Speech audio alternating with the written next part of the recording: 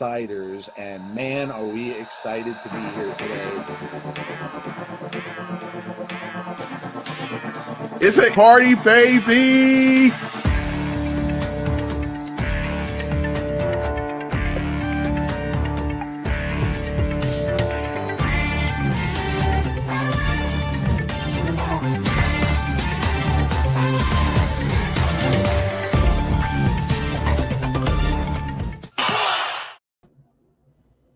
What is up, everybody? It is that magical night of the week, Saturday Night Fever with the Insiders. We are here with you guys. I'm here, and I'm thrilled to be back.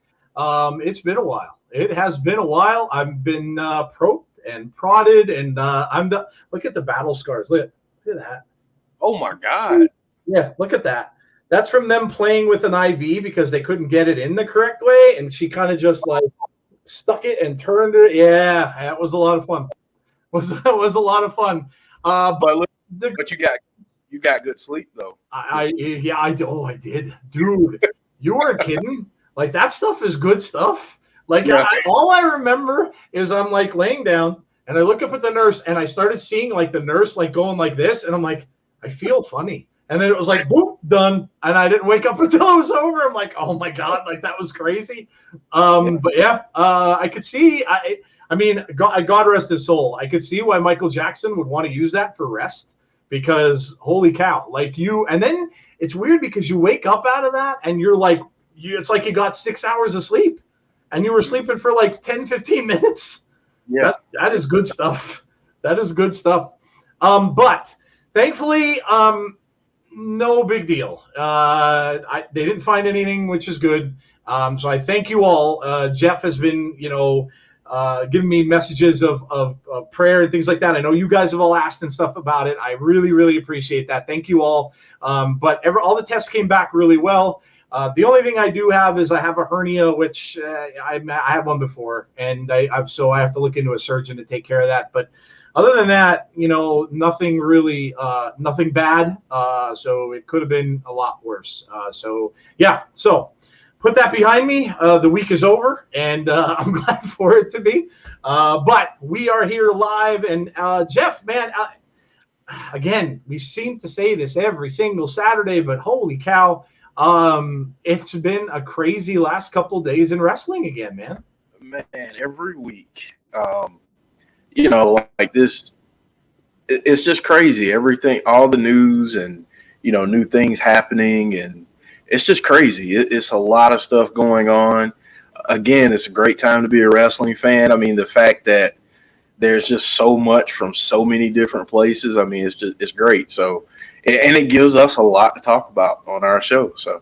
It certainly does. I mean, I guess Saturday is maybe a good day to do this because it just seems like it barrels down to the end of the week and then kind of slows a little bit on weekends unless there's a pay-per-view. So, you're absolutely right, but it is crazy. All right, well, no further ado, let's get into it because we've got a lot to talk to. I'll welcome some people in. We'll talk about what we've got coming up, and then we'll get rolling. And we're going to remember some people to start the show right after I say hello to some people. Jen Carter. Hello, Jen. Cheese Whiz is here. What's going on? Hello, Kevin Correa. Azan White. Hello to you. Steve G says, hey, yo. Big Dan says, missed you guys. Let's never have an Impact event on my birthday when it falls on a Saturday again. Happy belated birthday, Big Dan. Yeah, that sucks. Unfortunately, we did have an event that day. So, but yes, we'll try. We'll do our best. Tazzy's here. What's going on, man? Cheese Whiz is here. Let's see. Steve G, Big Dan is on. Rusty Shackelford is here. What's going on, Rusty? How are you? John Cena Gamer 0809 is here. Everything Pro Wrestling Conrad is here. What's up, Conrad? How are you? Sean Rousset is here. Welcome, Sean. C Wrestling. Hello, C. Chad Schrader says, what's up, Jeff and Joe? Tazzy says, ouch, yeah, my big ugly bruise. Yeah, no kidding. People are looking at that today like, what happened? I'm like, yeah, someone decided to stick needles in me, and that's what happened. Yes. Let's see. Janelle Jackson, hello to you. Azan says, I'm thriving. That's good, I guess. Trex Edie is here. Hello to you. All right. So welcome in, everybody. Happy Saturday night, and we hope you had a great week and a good week of wrestling. So, all right, Jeff, let's start out. We're going to remember some people first, as I said. And yes, a sad anniversary, but let's hope that you always hope that when someone tragically passes, and this was tragic. This was as tragic as it came. And Jeff, I'll never forget from this when I saw the video that the women from NWA did, the Camille video with the it was heartbreaking.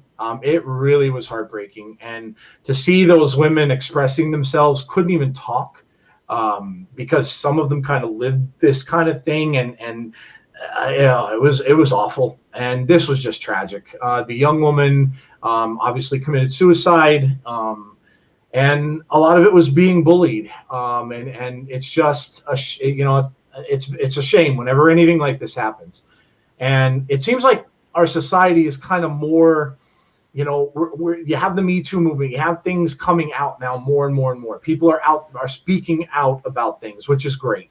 And if a death like hers leads to this kind of thing where it's out in the open, people aren't afraid to come out and talk about things now, then maybe, then her death wouldn't have been in vain. If it brought attention to this, and now obviously people are remembering her. There was a special on Fight. There's a whole special on Fight TV about her. And I think it's great because it's never out of mind, and it's not something. And Jeff, you work in this stuff a little bit. This is kind of what you do. So it's never out of mind, and it really, really shouldn't be. And it should be something that everyone remembers. And I think it's fantastic that people are just remembering what happened with her. Yeah, I mean, I think for me, especially with our platform, I oftentimes talk about mental health and everything because I deal with it personally. So I can relate to the video that all the ladies of NWA that they put out, and going through a lot of stuff on social media. It's just a terrible place sometimes. It can be the greatest thing, and it can be the worst thing at the same time. So I just don't. I hate the fact that it got to the point where she felt, the need to do what she did, and having been in some dark places myself, I can tell you that that's a place when you get there, it just feels so lonely and void of any kind of love or light. So while her death was tragic, I think putting a spotlight on some of these bullies out there that are on social media hiding behind their keyboards and being a bunch of idiots, I'm glad that happened, that came from it. But it's tragic that a life had to be lost for people to start being somewhat decent and those that aren't getting called out for their bullying and what they do. It's unfortunate, and I'm glad that the wrestling world is keeping her memory alive. Yeah, absolutely. Well said.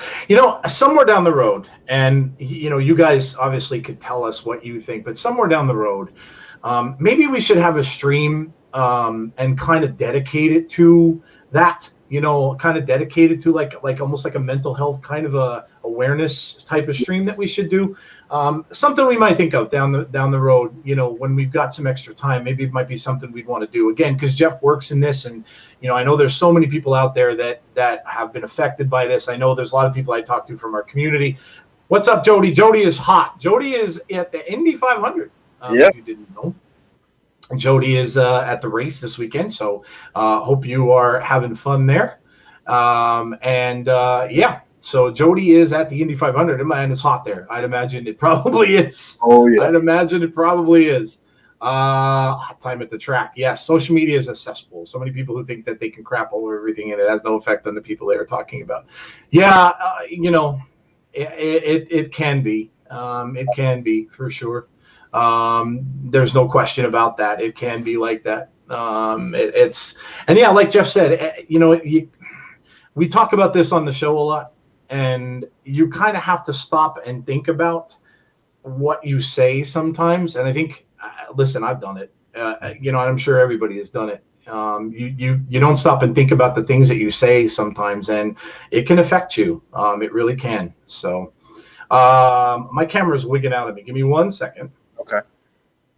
I'm still here, but hold on 1 second. We can you can move on, Jeff. I'm gonna just change. I'm just gonna change my settings really quick. Okay. Well, right now we've got another person that we want to remember, and that's New Jack, Jerome Young, who is a professional wrestling legend, ECW legend, and just one of the most badass, just violent, extreme dudes that have ever been out there. Yeah, of course, New Jack passed away as well. And it's, whenever a wrestler passes away, and we've seen a lot of this, we really have. We have seen a lot of this over the past year, and it's too bad. It really has been just a horrible year for it. Like anything else. I mean, with COVID, this has just been a horrible past year, and it just seems like it keeps continuing.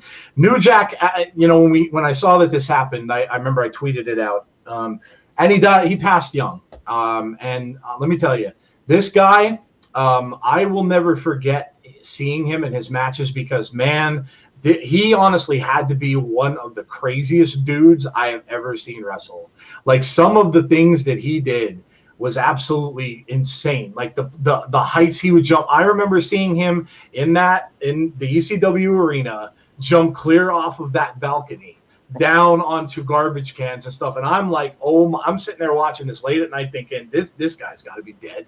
Like the way he ended up down on those, oh my God, like the things he did to his body. As it turns out, I heard some stories about him over the course of the week from people who knew him well, Tommy Dreamer being one. And of course, Tommy would know him really well. And Tommy Dreamer told me a lot of stuff. And he said, he said he was very, very conscious about his ethnics, his racial status. And he said that, he would purposely, but he said the one thing he did was he said he would play that heel. And he said no matter where he went, and he said he didn't care how he did it. And he told a story about how they were in, and oddly enough, they were in Jim Thorpe, Pennsylvania, which is a hop, skip, and a jump away from me.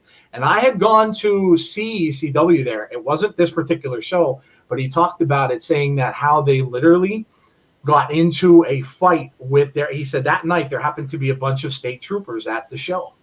And he said they literally got into a point with these state troopers because of, New Jack kind of doing what he did and talking about that, using the racial thing and kind of talking about, and he said he upset all these state troopers, and Tommy Dreamer said they literally had their guns drawn. And I think he said Paul Heyman came out and said, you guys start doing this. He said, you do know that someone's going to get this on something, camera, film, whatever. And he said, so what are you going to do? Are you going to kill everybody here? And I guess cooler heads ended up prevailing, but but he said that's kind of how New Jack was. And he said he wore everything on his sleeve, and he said, but he played that heel character absolutely perfectly. And that was just how he did it. He got you no matter how he had to get you. And if he had to come out and make fun of people in the crowd and call them out, that's what he did. So interesting to hear, things about people. And I know, my friend Shane used to say the man was crazy because, he did some wrestling and stuff like that. And he used to say, man, he'd pull a knife on you. And you wouldn't. So I'm sure that a lot of those stories are probably true. But, when it came down to it, and, the last few years that he was doing some stuff, he was doing things on Cameo and he was doing some other stuff. But he was still doing it in character and everything. But, look, I think that everybody kind of has their own thing. New Jack definitely had his own thing, and he will be remembered by a lot of people. People who knew him well, people who were in ECW, obviously, and Paul Heyman did a nice presentation about him too on The Bump, I think it was. Was it The Bump? Or it may have been one of the after shows. I don't remember. Okay, yeah, but he talked about him as well. So, again, very young, and a shame that we have to do this so much on the show, Jeff. But he's one of those guys that made an impression on me for sure. I will never forget him. Yeah, I mean, I just remember him cutting promos down in Smoky Mountain Wrestling. And I mean, this is down in Tennessee, rural Tennessee. So you can imagine the demographics. And like you said, he didn't care. He cut a promo. And I'll never forget the one that I saw that stands out to me was the one right after the O.J. Simpson verdict. Yes. Tommy talked about that one too. And, it's like there's a couple different ways he could have gone with that, but he went full tilt with it. And, and it's again, I think Azan said this earlier. If you're a heel today, or if you want to study heels and become a good one, or if you're a fan and you really want to understand the psychology of how to become a heel and how to get heat, just type in New Jack promos into YouTube and dive into that. That's a masterclass in how to create heat for yourself. I mean, to the point where you have to be escorted out of buildings and you have to have people kind of watching you back. I mean, Azan just put that. That was literally his quote. That was his quote. That was what Jeff has up on the screen was his actual quote. And this was when the whole OJ thing was happening. Some of you may not remember. Right. If you're younger, you may not remember the whole OJ thing. But if you haven't, if you do know what that is, that is his quote, word for word. And Tommy said like they were, because I guess Tommy was backstage then or around the area. And he said he was shocked that he said that. And I remember, like Cornette talking about how after he cut that promo, he was like, oh my God, he's going to die. Like they're going to die today because, like you got all these people out in the crowd and obviously he's taking something that is real life. That's a tragedy. And he said what? But again, that just goes to show the level of commitment and the level of just don't give a F that he had when it came to creating heat and really establishing himself and getting getting under the crowd's skin. I mean, that was his deal. But, from everything else that you hear, like he was a tough guy. I mean, he really lived his gimmick, like he lived it and he was hardcore. I mean, even to the day that he died from stuff that I've read. I mean, he's just, he was a hardcore guy and, just a throwback to like really working a crowd and, not really giving a crap, about what it was. I mean, it's just like old school heel stuff. You work the crowd. I mean, if you're a face, you work the crowd to cheer you. And if you're a heel, you're trying to get as much heat as possible. And, I mean, there's a lot of stories. If you don't know a lot about this guy, I would encourage you to go look up some of his stuff on YouTube. And I mean, the stories that we're telling right now, we can't do it justice with everything that happened. Right. And Alex Redford, you have a point. But the thing is, wrestlers today, yes, while today everything is very different, no question. But wrestlers today can still learn from history and they can still watch these guys. And yes, while they can't do things like that, they can't certainly come out and do stuff like he did with the OJ thing. Because yes, it's just a different time, but they can learn from it and they can kind of think, okay, this is kind of the way you want to do it. When you're being a heel, you want to get these people to hate you. So they can learn from it and obviously adapt because, it is a much different time. That's just, it's just how it is and things change. And you'd never want to say, I mean, honestly, watching that promo still makes me cringe. And I get palpitations because I'm scared for him, even though I know he got out of that situation.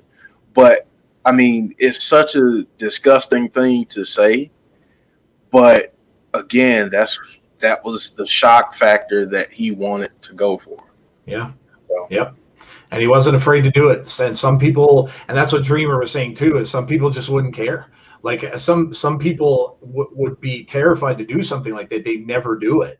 And he just said he had the guts to be the one that would say things like that, whatever happened to be on his chest. So Jody says she was sweating buckets. Asphalt and hot sun don't mix. Yes, I can certainly see why it would be. The track temp was 125 today. Oh, that's like kitchen temperature in the summer.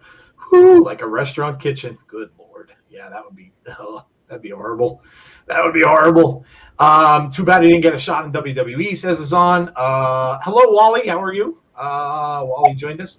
Eric Travis. New Jack was the 90s gangsta. Yes. Yeah, he was. We won't see anything like that anymore. Conrad said, I like the story when New Jack showed up in Canada. Wrestler said, surprised you made it over. New Jack responded that the water was cold. Yeah, and that was New Jack. Yes, really can't do those things now, especially with Twitter and social media. No, yeah, you can't. No, you're absolutely right. You cannot. Very correct, Tazzy. But yes, well, look, you know what? Again, it's sad. A lot of people knew him, and a lot of people knew him. You know, Tommy had said he knew him away from the ring, and I guess, that's kind of the people who would know him best, or people who would know him when he's not in character. Somebody, you could kind of, not the same mannerisms, but you can compare it to The Undertaker as a guy who always lives his gimmick. So the only people who really got to know him were people outside of wrestling and people that, that kind of knew him there. So you can compare it similarly to something like that. So Little T is here. What's going on, Little T? Jay Kanak 2, hello to you. How are you? Coming from Periscope. Nice. All right, Jeff, what do we got up next? All right, man. Let's talk about this. On the road again. WWE announces that. This is that. It's, you know what? It came out of nowhere. But boy, I'll tell you, it certainly wasn't like we used to see with this stuff when they would have, the little tiny advertisements going across the screen on cable TV, and it would say, oh, we will be in this town and blah, blah, blah, blah, blah, and it was this little 2-second spot. They have really made it a point to wait to do this, and it blew up. This was in every major publication. When you watched SmackDown last night, you saw all of the places that this hit. USA Today, Sports Illustrated, like periodical after periodical after periodical, website, Twitter. They are going back on the road. And you know what? Kudos to them. This is about as positive a thing as you can get when you're a fan of wrestling. You can take a step back, you can take a breath, and you can say, oh my God, this is coming to an end. This is ending, and they're letting people come back to shows again. And we remember how cool it was to hear a little bit of a crowd at WrestleMania. So now you're going to get SmackDown and you're going to get Raw live again on Monday nights and Friday nights from these particular arenas that they're going to choose. Really, really cool, man. Again, one of the coolest things they could have announced. Those of you who are in Texas apparently are going to get it first. They've announced the 3 of those cities there. They haven't announced anything after that. I kind of highly doubt they'll come anywhere near me. If they do, it'd probably be somewhere in Philly, maybe. Albany's got a shot because they do go to Albany quite a bit. So you may have a chance, Jeff. But it's so cool. And, while I love the idea of the Thunderdome, and I was in it a few times and I thought it was fun, but it's just never going to replace the fans, and it's never going to replace, and Jeff and I talked about this a little bit before we started the show, it's never going to replace actual reactions. This is going to be real interesting now, Jeff, because now we're going to get to see what these fans really think of stuff. And again, we talked about this before. Now WWE's got to kind of be on their toes a little more, because when you've got somebody who's on that call when you're in the Thunderdome and they're telling you who to boo and they're telling you who to cheer, now you don't have that anymore. Fans are going to do what they want to do.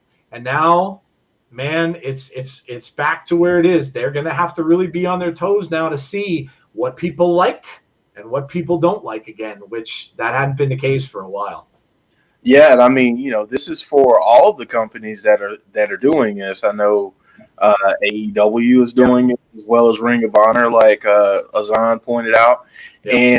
And what I'll say is, wrestling companies during the pandemic were able to do a lot of things that they don't typically get to do, which was a good thing in terms of entertainment. However, all of these companies have to now really be creative, because now you can get the live reaction and you cannot control it. You can't coach people. They're going to bring signs. They're going to chant what they want. I honestly, at some point, I'll go ahead and give you guys a spoiler alert. We're going to hear CM Punk chant when fans come. It's inevitable. But yeah, I mean, but now companies really have to, not be so comfortable with their stories. Like, you have to now react to what you're getting. So yeah, this should keep all of these companies on their toes. And I think the benefit of having fans come back is I think it will force companies to elevate what they've been doing. Yeah, I agree. It's like we said, it's, for those of us who, may have not liked the fact that we're seeing a lot of repeated things, may not like the fact that of certain things that are going on, like the whole, where are certain people situation. We all know who I mean by certain people. Where are these guys? Why aren't they on TV? Well, now they have to kind of cater to the fans again. So even if maybe for some reason they decided that they shouldn't be there, the fans may dictate that they are. And why do you think, guys, that last night's SmackDown started with a title parade? They're showing off their champions. Mm-hmm. So they're getting them ready for people to know that, okay, these are the people who are coming to your arena. These are the people who carry our titles right now. They're coming to you. You're going to see these people in these arenas, in these shows. So here they are. And then the whole thing with Roman, of course, wants that heat, man. He wants that heat. He wants people. And the crazy thing about it is, he may not get it, because people are loving this character and loving what he's doing. They may cheer him for all he knows. Yeah. He may not get the "you suck" chants like he's getting that are giving them to, that they're feeding them in the Thunderdome. He may get cheered because people really love what he's doing. Yeah. So yeah, this is going to be, listen, it's great. We've come through this. And seeing that this is happening now is just awesome, because it won't be long. Now we'll see, because Vince did come out and say in a recent interview that they may never go back to how they were before. Now, what I think that kind of means is maybe the house shows. The house shows may not be coming back. They weren't making money on a lot of those. Really, when you look at it, they were getting minuscule crowds. People know that those aren't on TV, so they kind of just go because they enjoy it, but they weren't getting tremendous crowds for them. So that thing may never happen again, which that's kind of unfortunate for the smaller arenas. Yeah. Like the one that's near me and like some other areas. But if they don't seat a certain amount, they're probably not gonna maybe have shows in those arenas anymore. Or maybe they'll do like what's that show that they do on Hulu? I forget the name of it. WWE Live? Main Event. What is it? Main Event. They might do shows like Main Event on the road now. They might take Main Event, maybe 205 Live, and maybe give people stuff like that. Yeah, I mean, that's, I think, the only drawback to it is that I don't know if it's going to exactly go back to the way it was before. Not doing live shows encourages for fans to attend. Yeah, so what you're going to see now, like if you're not near one of those cities, you're going to see people wanting more and more to buy tickets and take that drive, even if they're 3 hours away.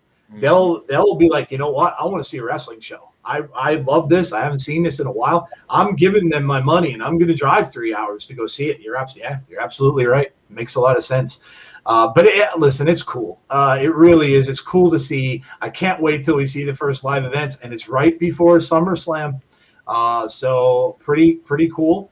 They're going to probably have some great storylines and some great things going on. And now you know. And people have mentioned this. There was a rumor going around that John Cena was going to appear. It made its way around the Twitters, but they found out it was from, I think Big Dan shared it. It wasn't Big Dan's fault. It really literally looked like WWE's account on Twitter. You could not tell unless you looked at the @ and knew.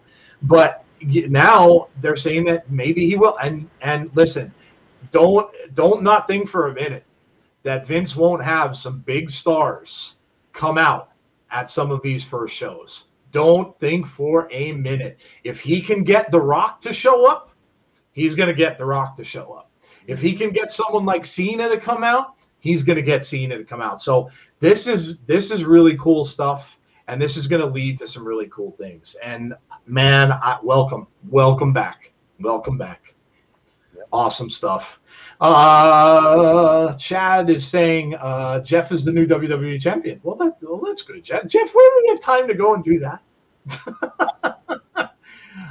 Randy Sam, hello. I agreed. Slammiversary surprised to Roman turning heel. Oh, Slammiversary surprised Roman turning heel. Drew wins the title, and Lashley gets the belt, and Miz. Impact division matches, Grace versus Deontay. Wow, you're going through a whole bunch of stuff there, dude. Jimmy's a main event. I think Jimmy's going to end up getting the same treatment that his brother did because we're getting a cage match.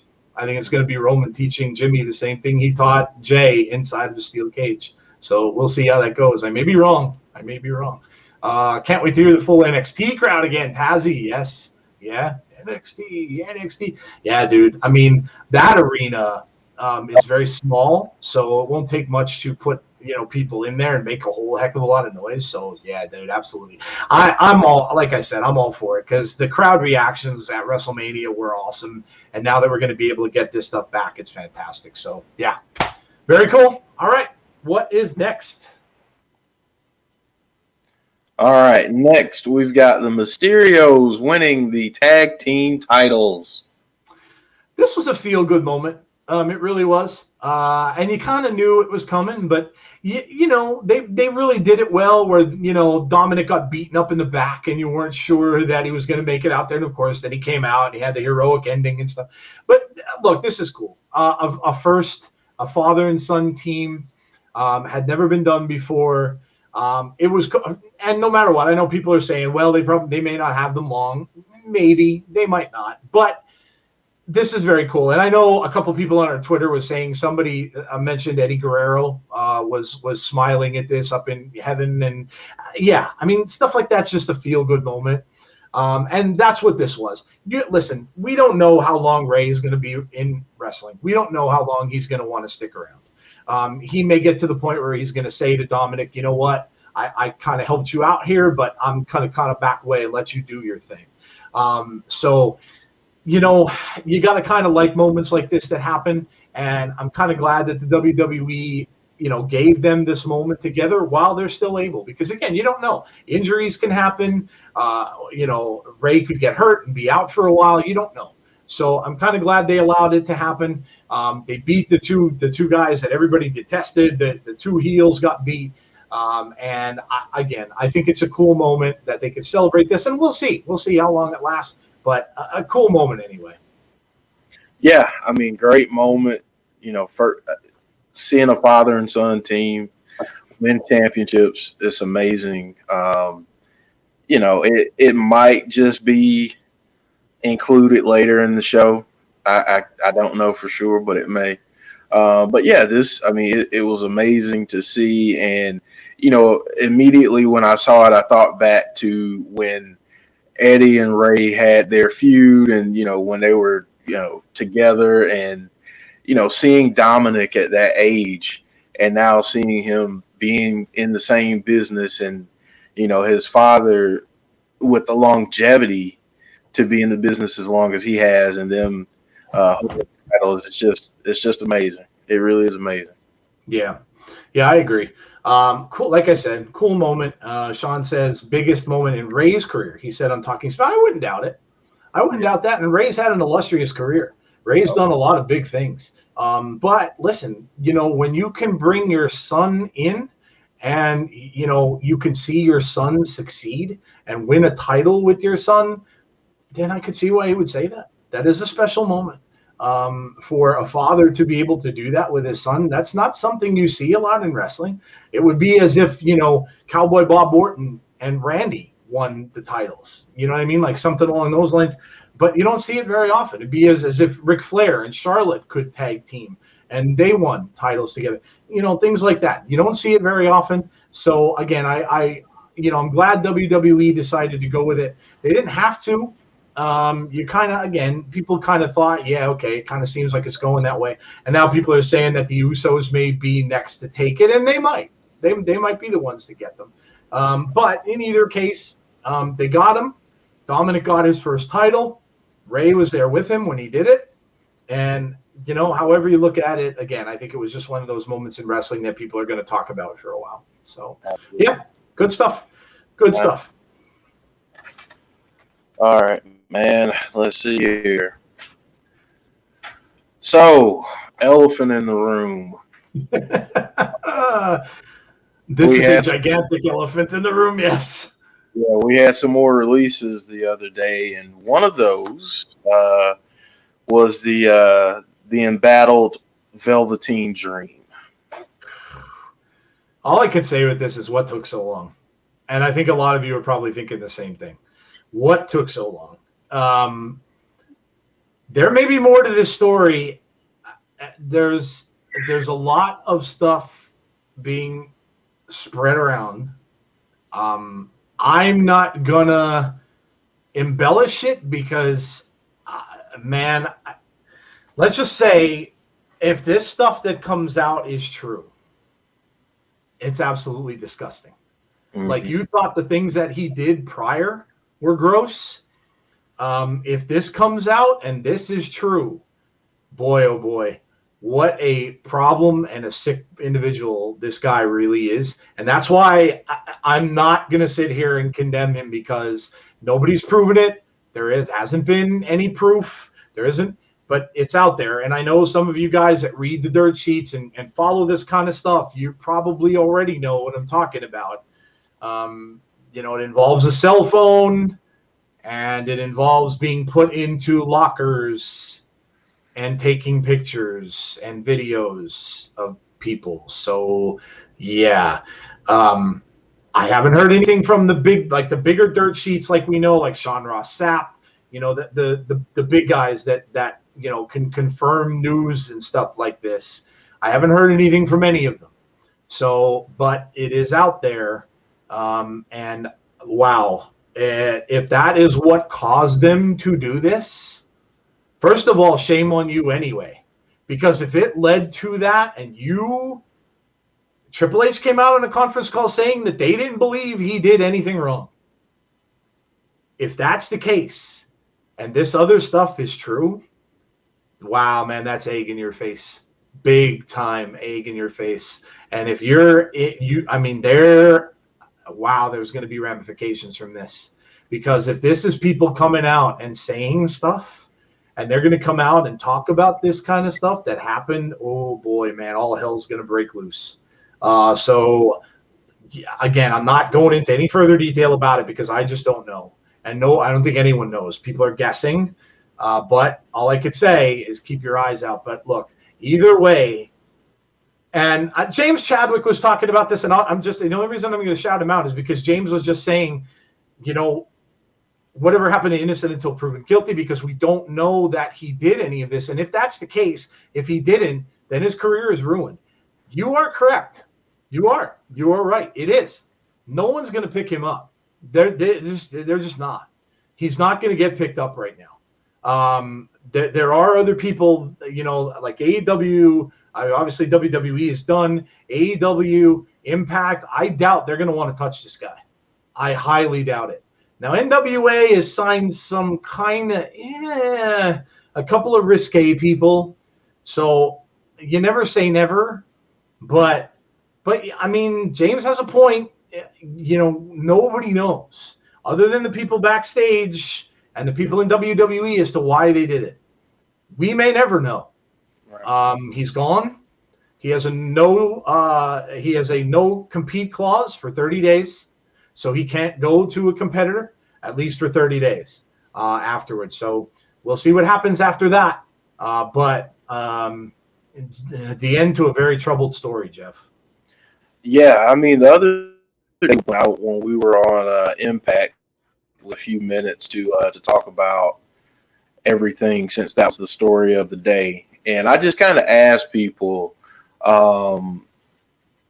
if you're a wrestling promotion, especially because James kind of shared that same thing in the chat, and it's like, if you're a wrestling promotion at this point, and you have someone who gets into a situation like this, whether it's, that particular situation or if it's, another legal matter, do you develop a policy where you suspend them pending further investigation, or do you terminate them, and after the conclusion of the investigation, if they are exonerated, then you can say, okay, well, we'll hire you back, because it's again, no one other than him and the people who have alleged these things know if this is, the case or not. And it would be reckless of anyone to assume or guess or anything like that.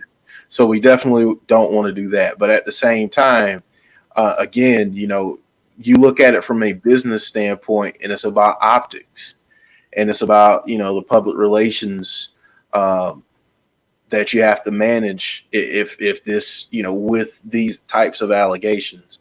And, I can definitely, I don't know why it took WWE so long to put out a stance on it after Triple H said what he said about, they didn't think that he did anything. They kind of looked into it, whatever. But, it's just one of those things where it's sad because of the people that have alleged things. And it's also sad because this was seemingly a person that had a bright future.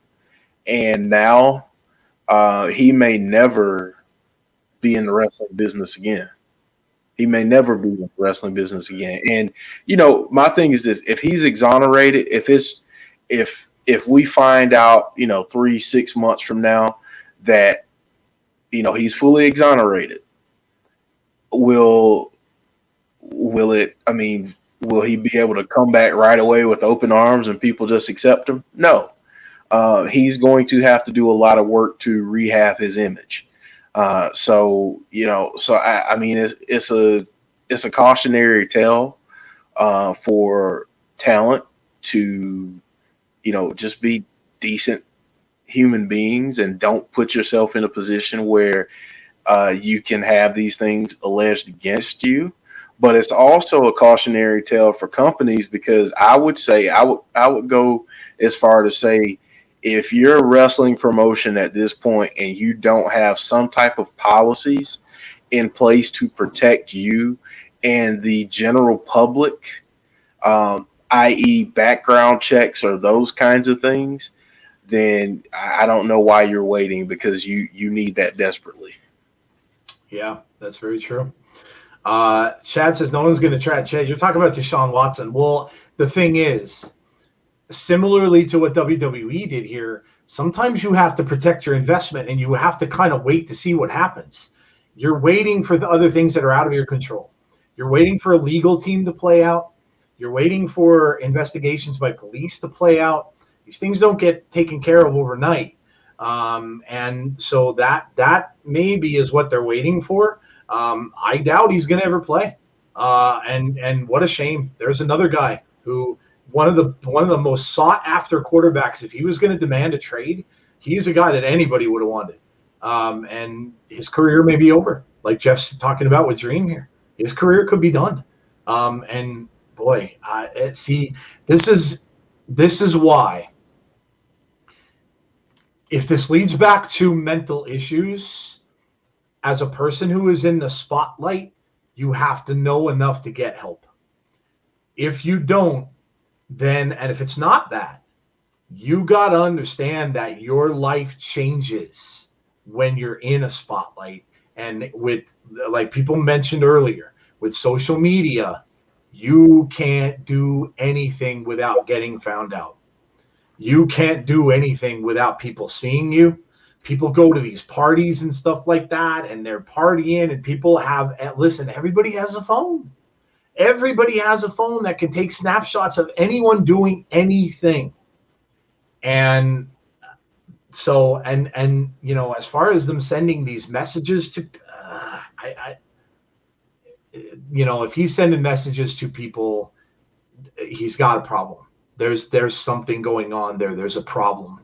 And it's just a shame that, you know, before they go and do something like that, they don't have someone they can confide in and say, this is what I'm doing. Is this right? Like, should I be? And that someone can say to them, no, you can't be doing this. Like, stop. Like, you know, and why are you doing this? So, but yeah, I mean, look, everybody's going to be thrilled that he's gone, but it's sad in the same aspect because, you know, yeah, for if there is a victim involved here with Dream, then that kid may never be the same. The rest of his life, his whole life may be messed up now because of what he did. So, and that's who the real, like, that's who I feel the worst for. I mean, honestly, with someone, with athletes, if you put yourself in a situation where, you know, you're accused of doing something like this, you know, I feel bad for the people that are doing the, you know, that are bringing forth the allegations, because their lives will never be the same, like you said. Yeah. No, that's true. And we have to remember sometimes who the real victims are. When big names are mentioned like this, like Jeff just said, with Dream, with Deshaun Watson, same thing. We have to remember who these victims are. And, you know, the fact that they were the ones victimized, you know, they're the ones who we have to keep in our thoughts, and not necessarily the big names. So, all right. WWE needs to stop wrestlers DMing fans. Full stop. Put it in contacts. You can interact privately. It's harsh, but it stops all accusations that if superstars break the rules. Is clear. Yeah, that's true. There really shouldn't be. Yeah, I agree. There really shouldn't be any DMing back and forth. You know, if you're going to make fans do, like, pay for 2-second cameos or whatever the case might be, things like that, then yeah, there really shouldn't be any place for it. I agree. Yeah, that's a good point. They really shouldn't let them do it. You're right. All right, let's move on, shall we? Is Don out at Impact? Yeah, this was flying around too, wasn't it? And it's kind of crazy. So if you were watching Impact, and I watched the show, I wasn't able to be on, but I watched the show. And if you know, those of you guys who watch it with us and who watch Impact regularly every week, it kind of seems to me, and I said this to Jeff, I texted him after, it kind of seems to me like a lot of the open door thing that happened, the forbidden door, it kind of seems that maybe some of it's coming to a close. If Moose ends up beating Omega and taking that belt back, then the things with AEW might be done, especially with AEW, because it looks as if they're going to continue their relationship with New Japan as to who we're getting on the show this coming week. So this could have legs. I mean, again, it's not something that we've heard, you know, that definitely is true. It's not something that we've heard proof of. Don obviously didn't come out and say it. No one did.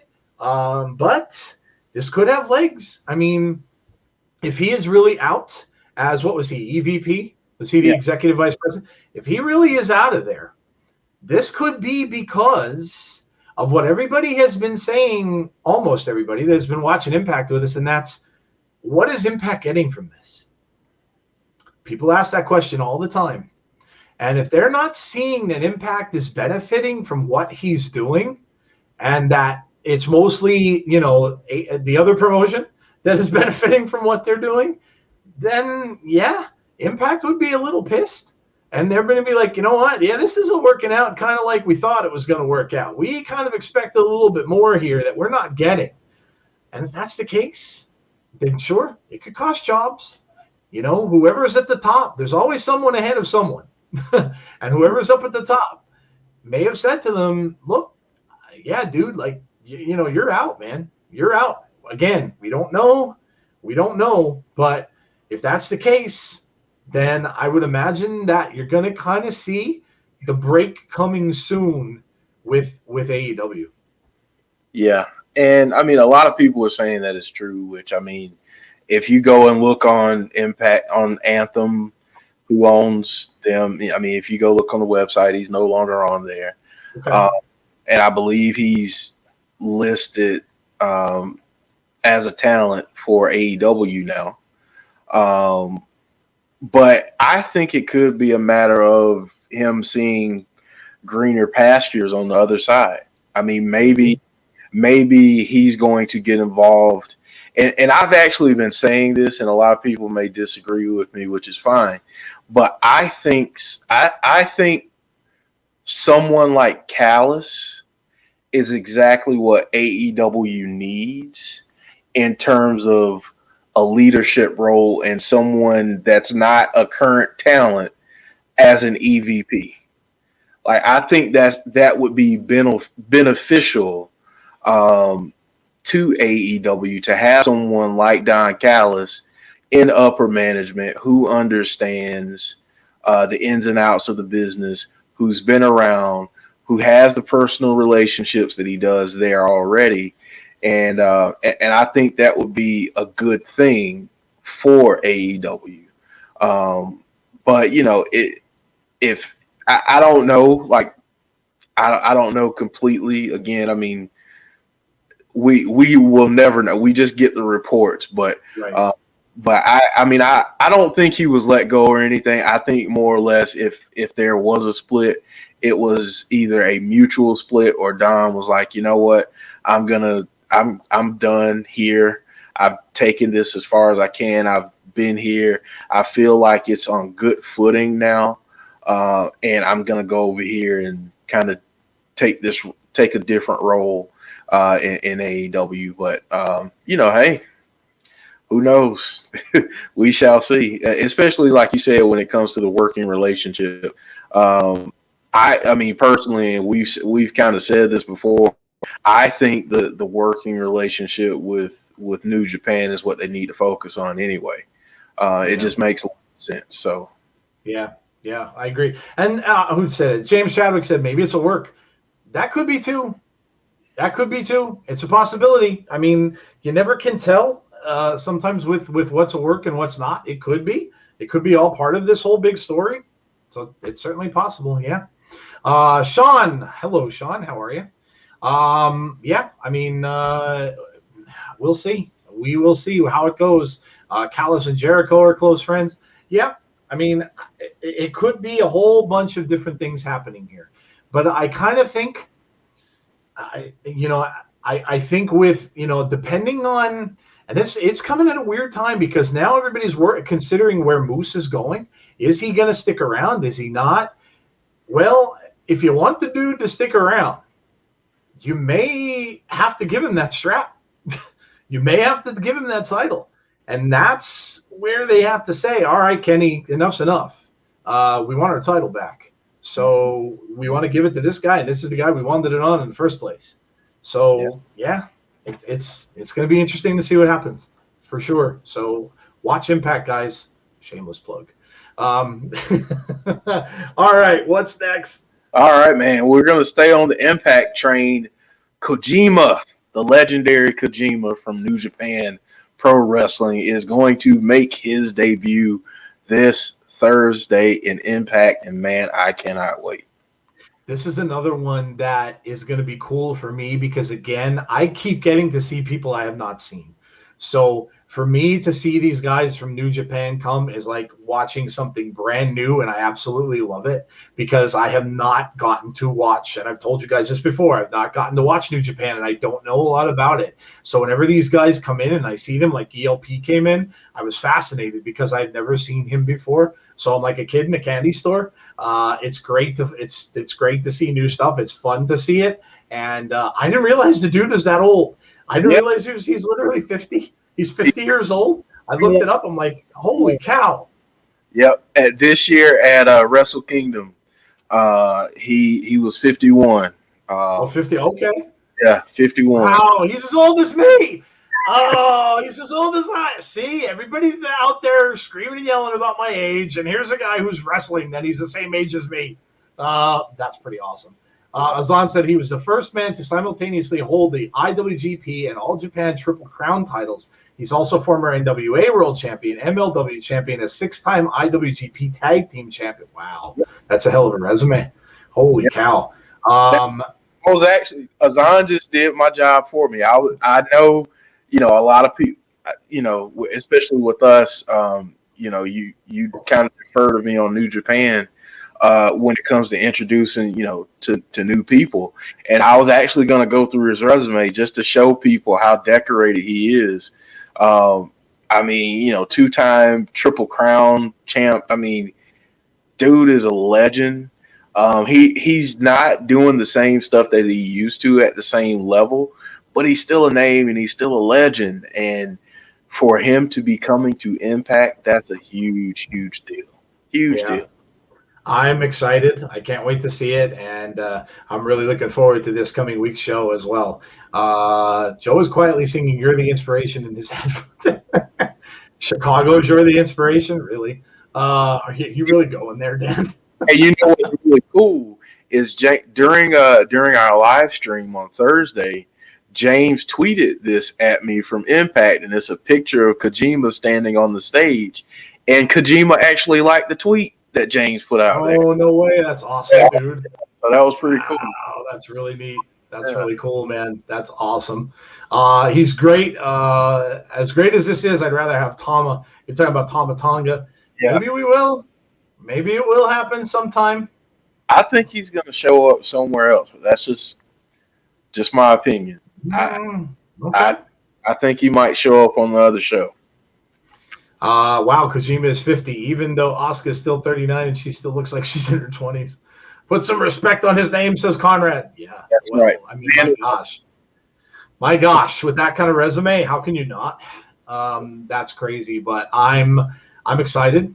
And look, even if this is only to bring eyes to their product, because the New Japan show is obviously going to be on Access, like we talked about before. So even if this is what they're doing, because now we don't know. I mean, people are saying that maybe ELP might be done now because he did those couple of matches. But man, did we get an amazing match with him and Josh. If that's the only 2 times he's going to show up on the show, it was well worth it. Because wow, did he put over Josh Alexander. You didn't know. There was a lot of people that had no idea whether Josh was going to win that match. And when I was sitting there watching it, I'm like, dude, this could go either way. Like, who is going to come out on top? And now Josh is turning around saying, hey, I'll fight you again wherever you want. So pretty darn cool. And so if that's what they're going to do and they're going to come in, they're going to put people over. Pretty awesome stuff. Pretty awesome stuff. And I'm excited to see the show. When the show comes to Access, I'll be excited for that. We'll have to consider that. We might have to consider doing a watch along for that. Because I know there's going to be a lot of interest in it, and I'd love to get into a new show. That would be amazing right off the bat. So we may have to give that some consideration. So you guys can let us know when that time comes. All right. I think we segue right into the next segment, kind of with this fallout from Under Siege and what's coming up next. Yeah,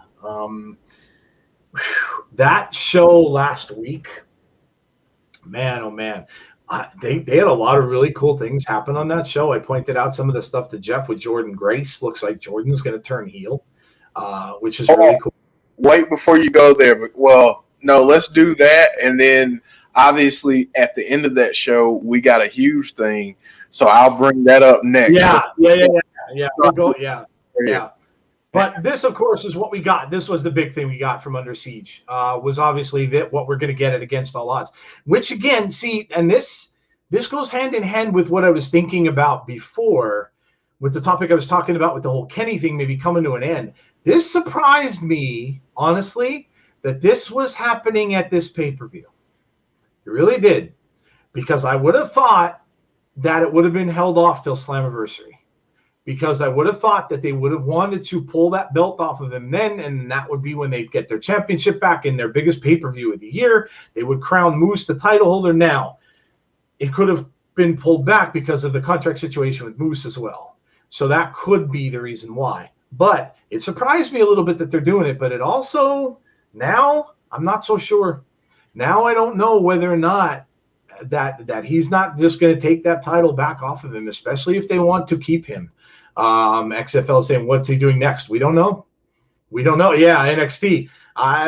He definitely teased it, didn't he? He definitely teased it. But look, we've seen that.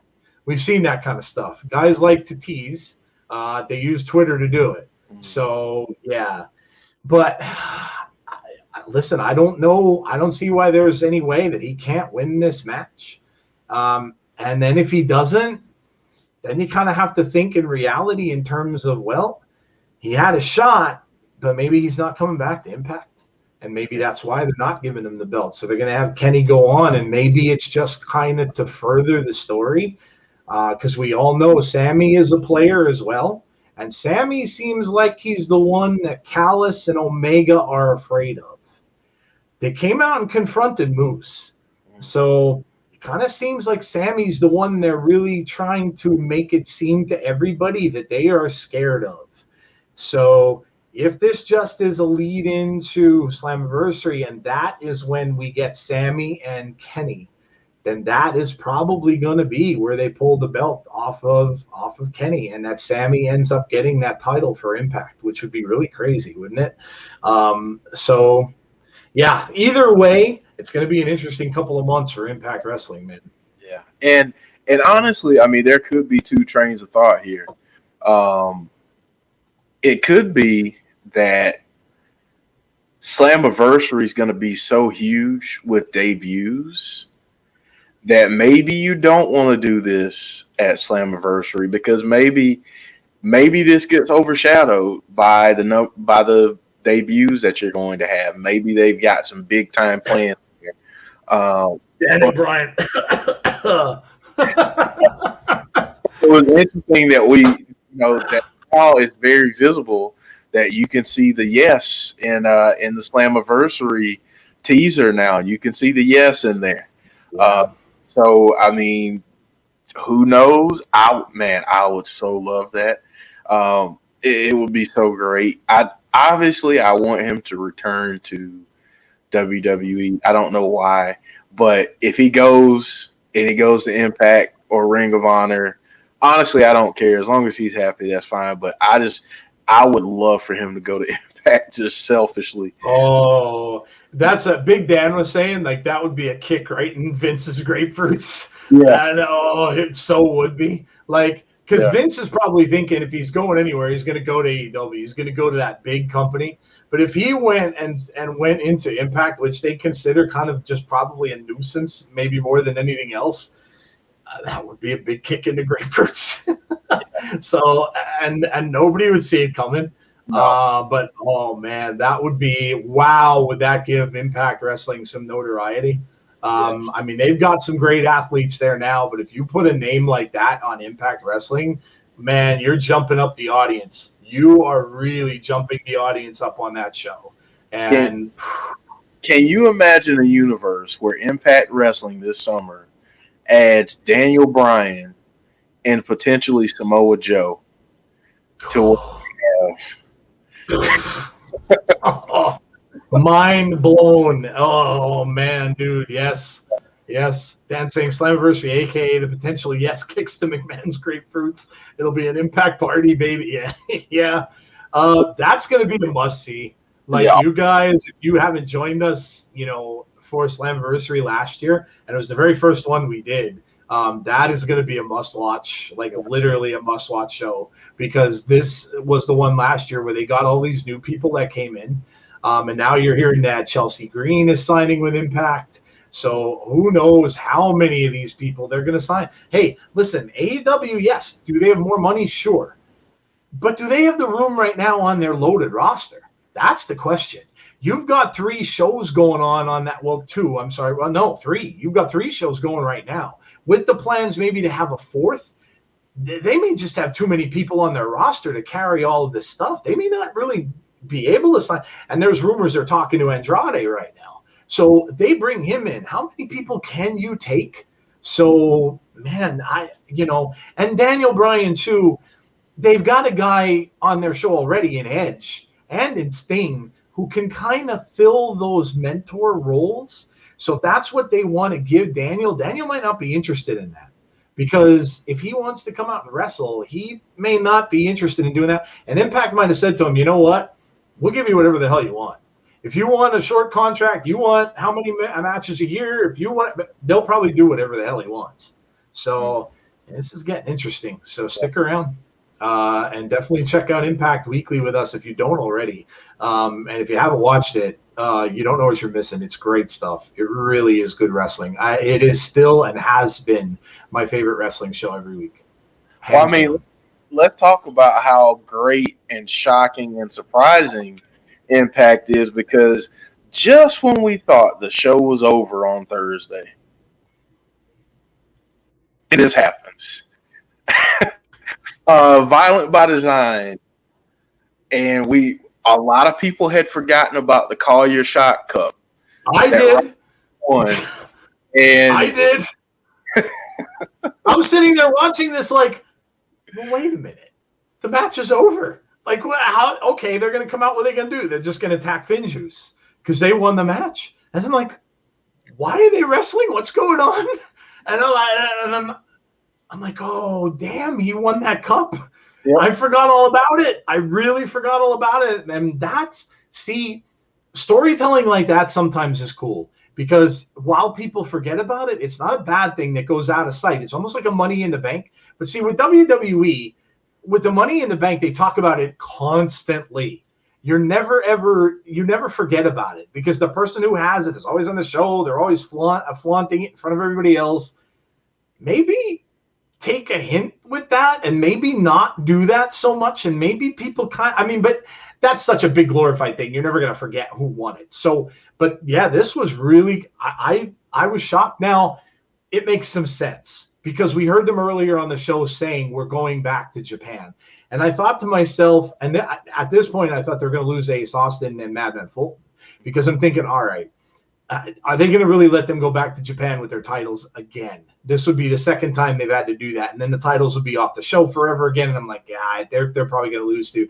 And then when they won, I was kind of shocked. But wow, what a shocking ending that was. I had no idea. And man, they picked their spot, didn't they? They waited. They did what everybody would normally do. Kind of like when Roman came out and beat up Strowman and The Fiend. He waited for them to pick each other apart, beat the crap out of each other, and then he came out and took them out. That's exactly what these guys did, and that's what heels do. But what a shocker, man. What an absolute shocker. I still think about, during our watch along, seeing Tazzy's face. He just said, I'm still shocked. Right, seeing his face, and Conrad right after on ATI, we talked about it, and it was, we were all so stunned, because again, it's like 9:57, the match is over. You're like, oh, it show's over. Good, another good week of Impact, and then all of a sudden, it's like, nope. And and Azan asked a good question, and we'll probably get into this after Thursday, or maybe we'll get into this on Thursday. Who do we want to face them? I'll go ahead and throw these names out there: Black Taurus and Crazy Steve. Oh, that would be great, Decay. Right, I want to see Decay. I want to see the Good Brothers eventually. Mm-hmm. I don't want to see that just yet. I want to give that time to simmer. I want to see Triple XL against these guys. There's so many different matchups that I want to see, because this is a heck of a team. This is a formidable team, and my God, these two. It's crazy. What if Mr. Slater comes back and teams up with somebody as well? Exactly. Heath Slater against his old buddy Rhino. Yep. That would be something to watch too, because I would imagine Heath's probably just about getting to the point where he can maybe come back.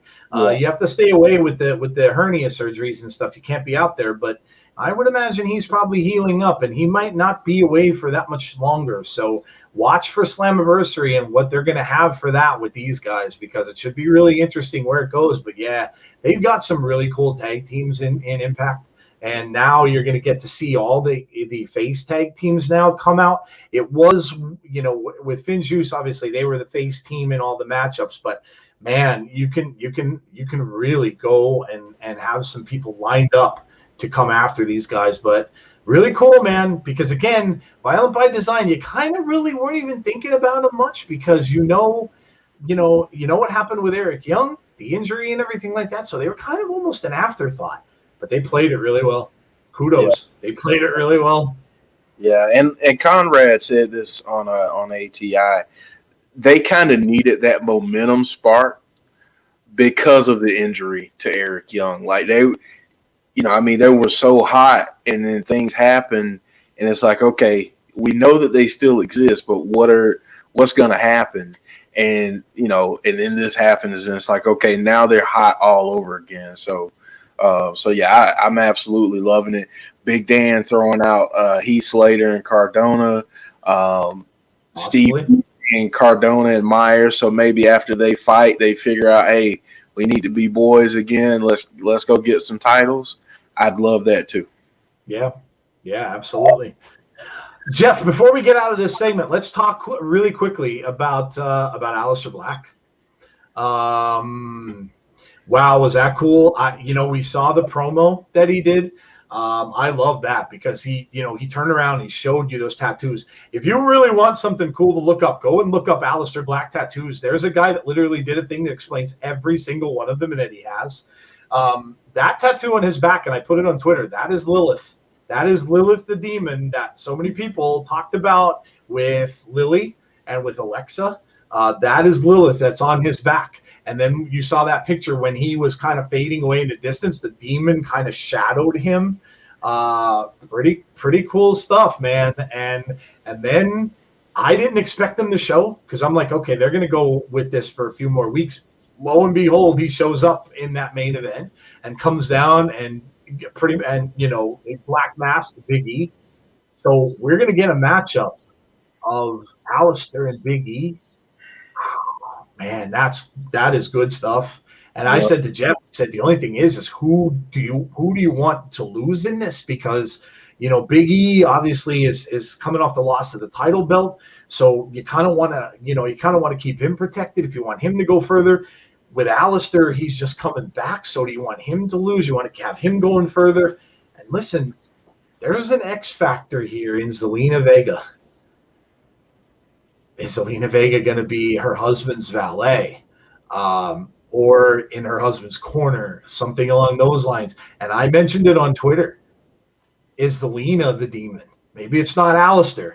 Maybe it's Zelina Vega. And Zelina Vega is going to be the Lilith demon. How cool would something like that be? But it was great to see Aleister back.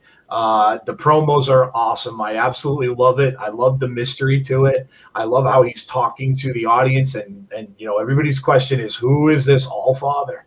Who is the father? And they were showing in the cartoon pictures of him tattooing Aleister. So actually putting the tattoos on Aleister. So who is this? I love it. I absolutely love it. I think it's great. And you know what? Kudos to WWE for continuity. Because I don't know how many people picked up on this, but one of Aleister's eyes was different than the other. And it just so happened to be the eye that, got jammed into those stairs. So long-term storytelling and continuity. It was amazing. Yeah. I mean, look, his eye was yellowish. Yeah. Yeah. And I mean, C Wrestling pointed out on his video yesterday, or was it yesterday? Yeah. Yesterday, with the whole Seth Rollins thing. Yeah. Dude, Seth snapped again. And we haven't seen him snap like that since we remember the whole losing the eyes was the last time we saw. And then Paul Heyman came out. Paul Heyman started mentioning The Fiend. Paul Heyman mentions The Fiend that says he chased The Fiend away. Go ahead, because They had his theme music. They had the theme music playing. Like, why would you do that? There is that things aren't unintentionally done. You don't have somebody in the camera just going, hey, you know what? Or in the back going, yeah, you know what? I think I like the Fiend's music. I click. I'm just going to play. They don't do anything unintentionally. Go ahead, Jeff. it could be Butterspart saying Bob Saget. That's good. That's Look good. Look at what Butterspart said. Bob Saget is the top.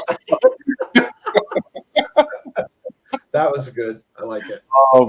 Honestly, do you think it's a coincidence that all of a sudden they start bringing his name up like they did last night, and then Seth is acting crazy again?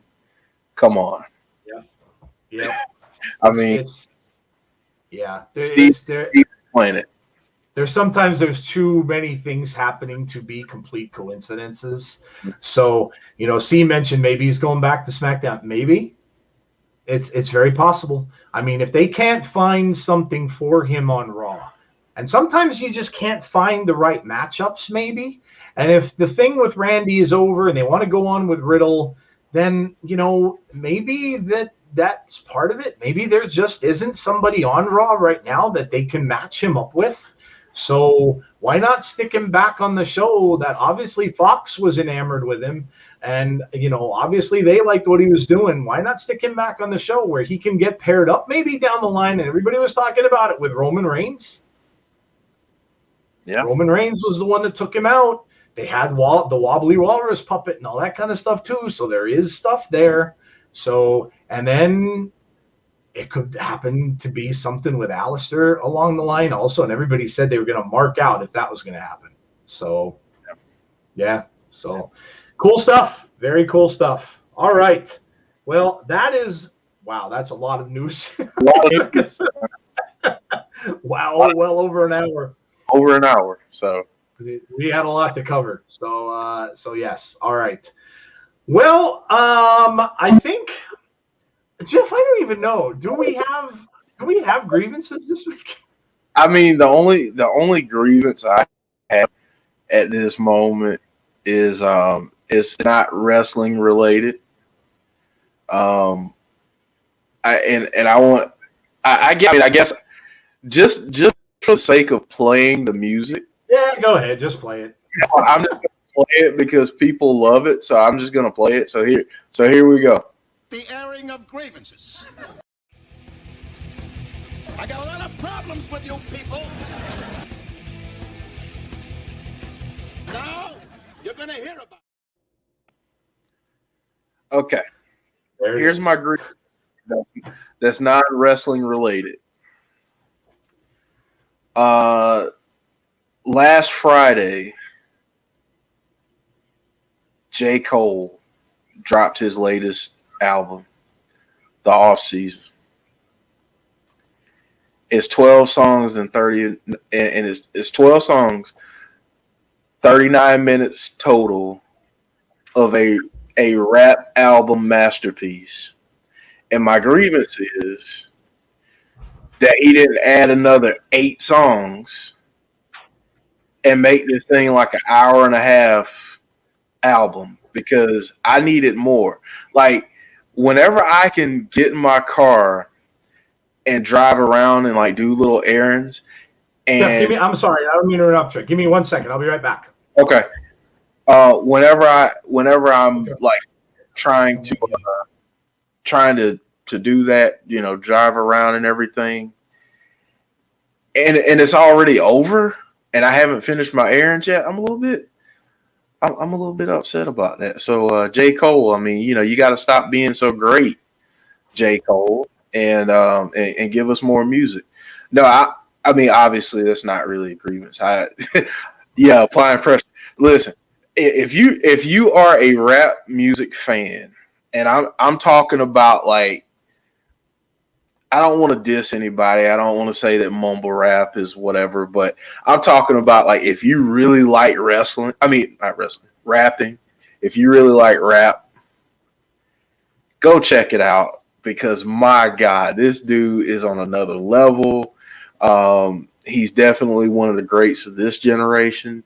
So yeah, I mean, this dude he just put out a masterpiece of an album, and I've probably listened to it like 8 times since it came out last Friday. That's awesome. That's awesome. Well, you know what? If we're going to talk about the entertainment industry and the grievance, well, there you go. You know what? Okay, I'll share one too. So, and you know, like Jeff picked out his. Well, you guys all know I'm a big '80s buff. Well, I was going through, and I always do this every single Friday. It's like a tradition. I go through my Apple Music and I go and look and I see what new music came out for the week because they have a new release list. So you all kind of go through it, and I'm always looking to see. And then I go in the upcoming releases and I look down the releases to see what's coming out because I always like to see if there's a band that I like coming out with a new album or something like that. Well, sure enough, I'm stumbling through it and I find Duran Duran. I'm like, oh my God, Duran Duran has a new record out. Like, you know, Duran Duran was huge in the 80s, and they had some comebacks. They had an album that came out in the 90s that was really good. Well, they have a song called Invisible, which if you like 80s music, oh my God, I listened to the song and I absolutely loved it. Loved it, right? And I'm like, this is fantastic. And then I scroll down past the song itself. I downloaded it to Apple Music, so I'm listening to it a bunch of times. I go and I looked up the video and I shared it on my 80s page. And I'm looking at it, I'm listening to the video, and I'm like, oh, this is fantastic. When does it come out? And I go down, and what did I see? Freaking October.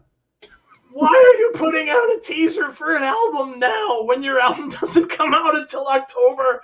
I'm like, are you kidding me? I love this song. You're going to make me wait till October now to hear it? I'm like, oh. So, yes, music industry, when you put something out and you tease somebody, don't make them wait 7 months or 6 months until the album comes out.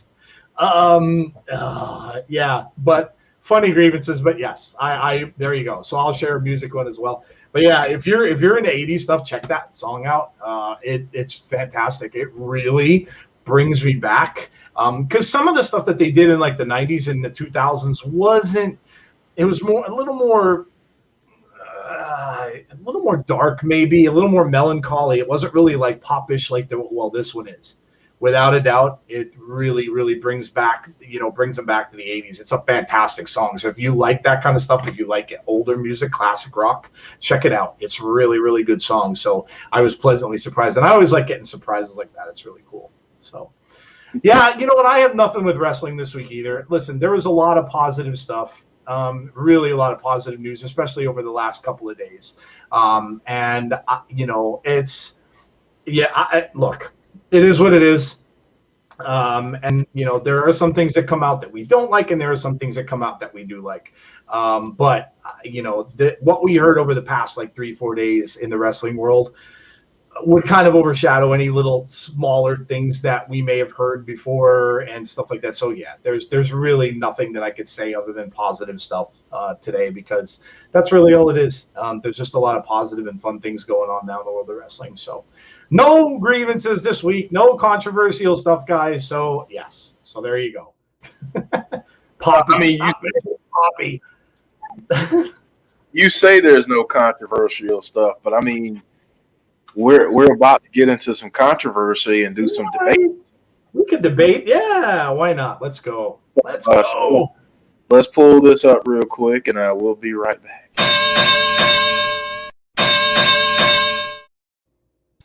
Ring that bell. It's time for debates.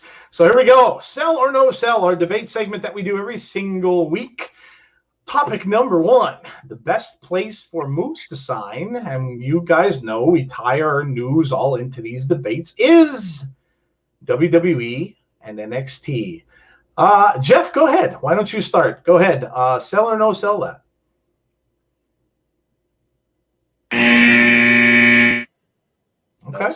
Okay. I cannot sell this, and I'll tell you why. I desperately want to see him reign supreme over Impact. And maybe it's for another year, maybe it's for another 2 years, and then he goes somewhere else. But I in terms of that's the best place for him to sign, I don't think it's the best place for him to sign. I'd like to see him continue to evolve as he has. But for me, I want to see him go back to Impact because I feel like there's more for him to do there. I feel like he's put in a lot of time, a lot of effort. He's just completely changed his physique. He looks like a top money guy. He's coming around on his promos. The in-ring work is there. Everything is coming together, but Moose needs to be in Impact. That's just my opinion on this. What about you, John? Yeah, I'm going to have to no-sell it as well. All your points are correct. I think that he's got a long title run in him where, they give him that look. He beat the unbeatable guy. He beat the unbeatable guy. He beat the guy who came in and stole your title. So he came in and beat the unbeatable guy. Now, is he a heel? Yes. But he would also be kind of the savior of all the fans getting that title back off of Kenny. And if he's that unbeatable, who's going to knock him off? So maybe what they're doing, and I said this earlier, that maybe they're setting it up for Sammy to win it. But if not, maybe they're setting up for a feud with him and Sammy when he does win it. And that would be the next feud that they're going to go to. And maybe it's him and Sammy at Slammer. Could you imagine what kind of crazy and whacked out match that Sammy would have with Moose at Slammiversary? There would be blood. That's all I will say. But yeah, I don't see. The other thing too is I think if he got taken to NXT, WWE has a lot of bigger dudes. They just do. They go for that kind of thing because that's what they like. They always have. So he kind of, to me, maybe might get lost a little bit. WWE had football players before. They've had athletes like him before. They've had these bigger guys, and I don't know. They got a guy like Lashley who's very similar, very built, big guy. They've got a title around him now. So yeah, I just think maybe he would get a little bit lost. Now, going to NXT, maybe a little bit of a different story.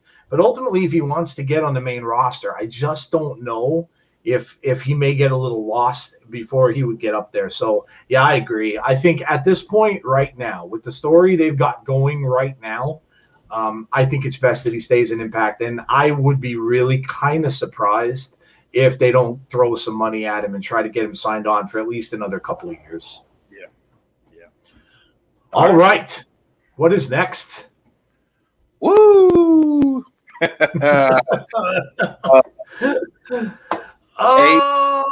Topic number 2. Yeah. AEW moving to TBS is a good move. Sell or no sell? Hey.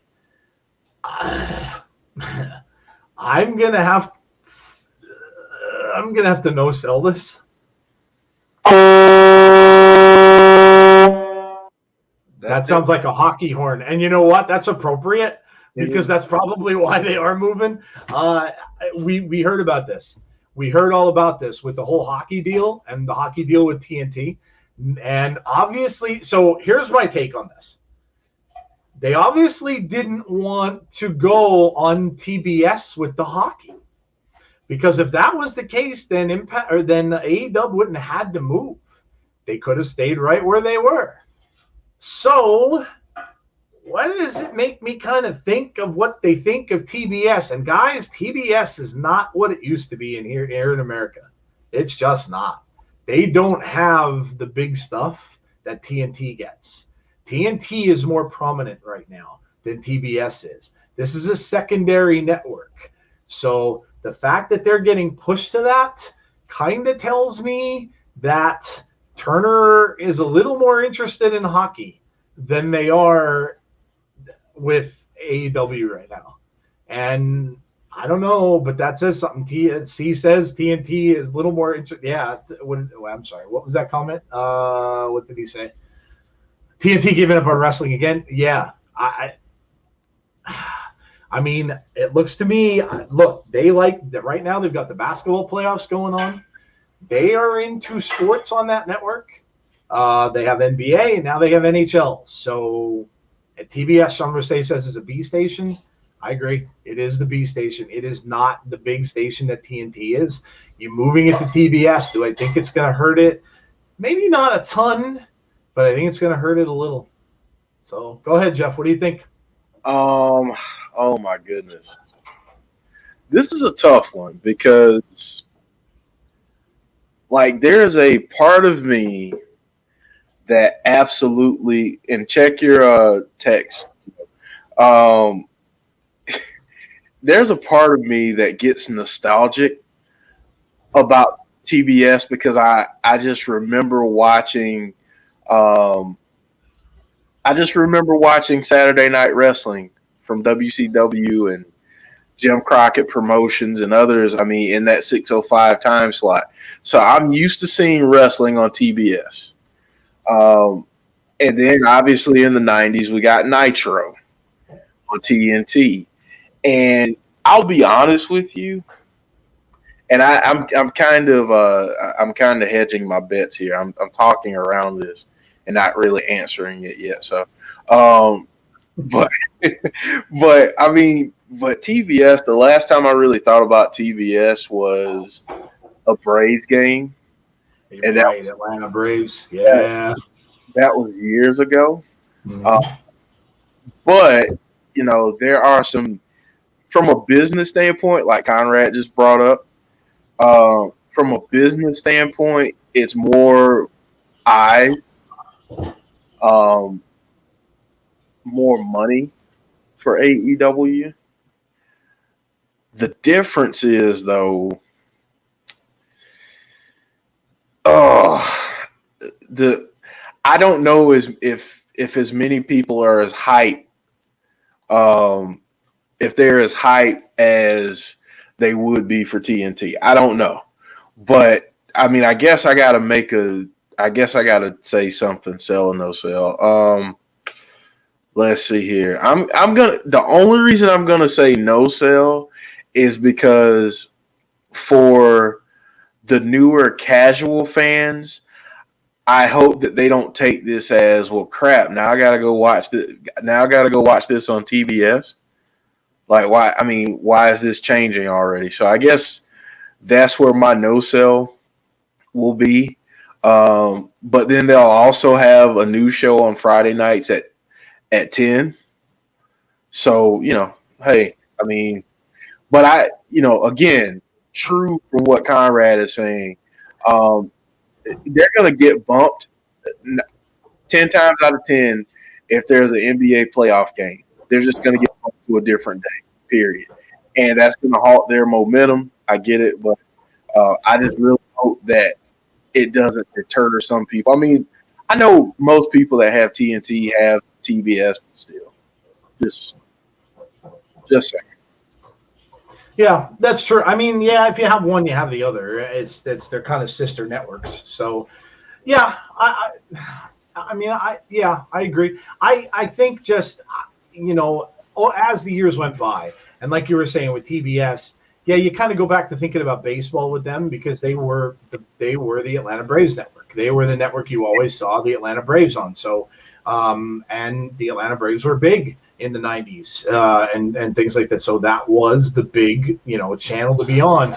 It's not really the one that's the most glitzy now. TNT, when it first came about, used to be kind of the weird channel, and now it's gotten to be the bigger one.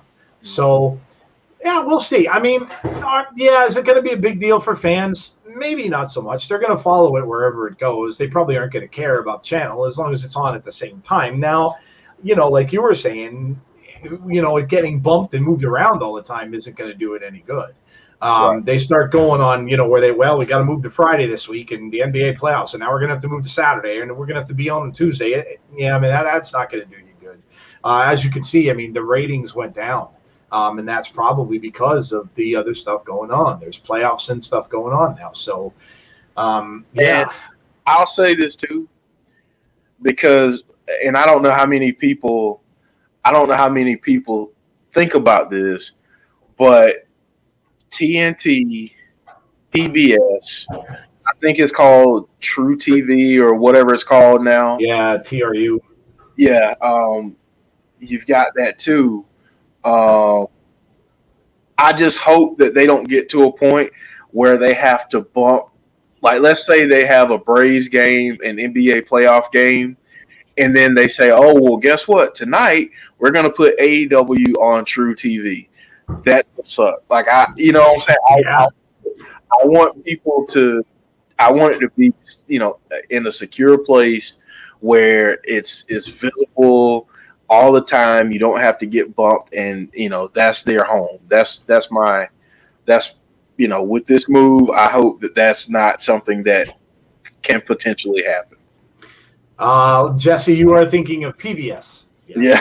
that is PBS Kids. PBS shows a lot. The only reason I would ever have TBS on is because they show a lot of Star Wars stuff. Turner did a deal with Lucasfilms where they got all the Star Wars movies. So they oftentimes during holidays and stuff like that, they'll show every single one. They'll do like a marathon of all the Star Wars films. They have them all up to Last Jedi, so they're done now because Disney obviously took that over. Disney Plus now has them all, and so they were done. I think after that, the Solo movie was the last one that they're going to get, and then when that deal expires, they won't have those anymore. So for me, they're kind of a movie station. And that's kind of what I watch on there. But yeah, I mean, we'll see. The fans are going to migrate to wherever it's going to be. But like I said, they have to kind of. We found this out the hard way. Jeff and I did when we first started doing the podcast. The last thing you want to do to your fans is keep moving the shows. And God knows we did that enough. Like the first 3-4 months we were doing this, we'd change our shows all the way. We're like, okay, we're going to change it next week to this. That's the last thing you want to do. Is keep moving your show around where fans don't know when you're on, because then you're causing a lot of confusion there. So, all right, what's next? And thank you, Steve G. I didn't realize that the Braves were no longer have a game. Yeah, they're not. I did know that because they're not. They don't have baseball on there anymore. Yeah, this is a loaded question, Joe. Jeff, by the way, if you wanted to message me, I don't have my phone here. Message me on the private chat if you need to message me something. All right, we're good. Okay. Topic number 3: the winner of the Big E and Aleister Black feud should be next in line to challenge Roman Reigns. Sell or no sell? Wow. Go ahead, Jeff. I'm putting you on the spot for this one. Who's the person that comes up with these questions? Why? I wonder who that could be. Yeah. I mean, really? I mean, you'd think if the person that comes up with, they would think about being kind to themselves and not painting themselves into a corner. But, you know, honestly, as much as I want to see either of these guys go and have a program with Roman, I'm just going to say there are other people out there for Roman right now before these guys would get to him, so I'm going to no sell.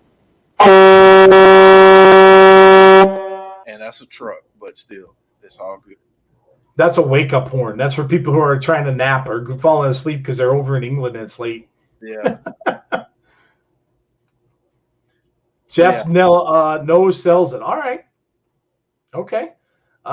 This is a tough question because a lot of people were saying that Big E should be the one to come out of it and go up against Roman Reigns. So his name's already been thrown about in there. And as much as I love Aleister, I don't think it would make much sense for him to be the one yet until we find out more about what that story is that he's trying to tell. Because if he's coming in as a bad guy, and obviously it looks like he is, he's a heel anyway. So if he's coming in that way, the heel versus heel stuff, I don't know that it would work for Roman right now, especially the kind of story that he's got being built. So of these two, I would say Big E would be the one to go, but I'm going to no sell it also. Not right now.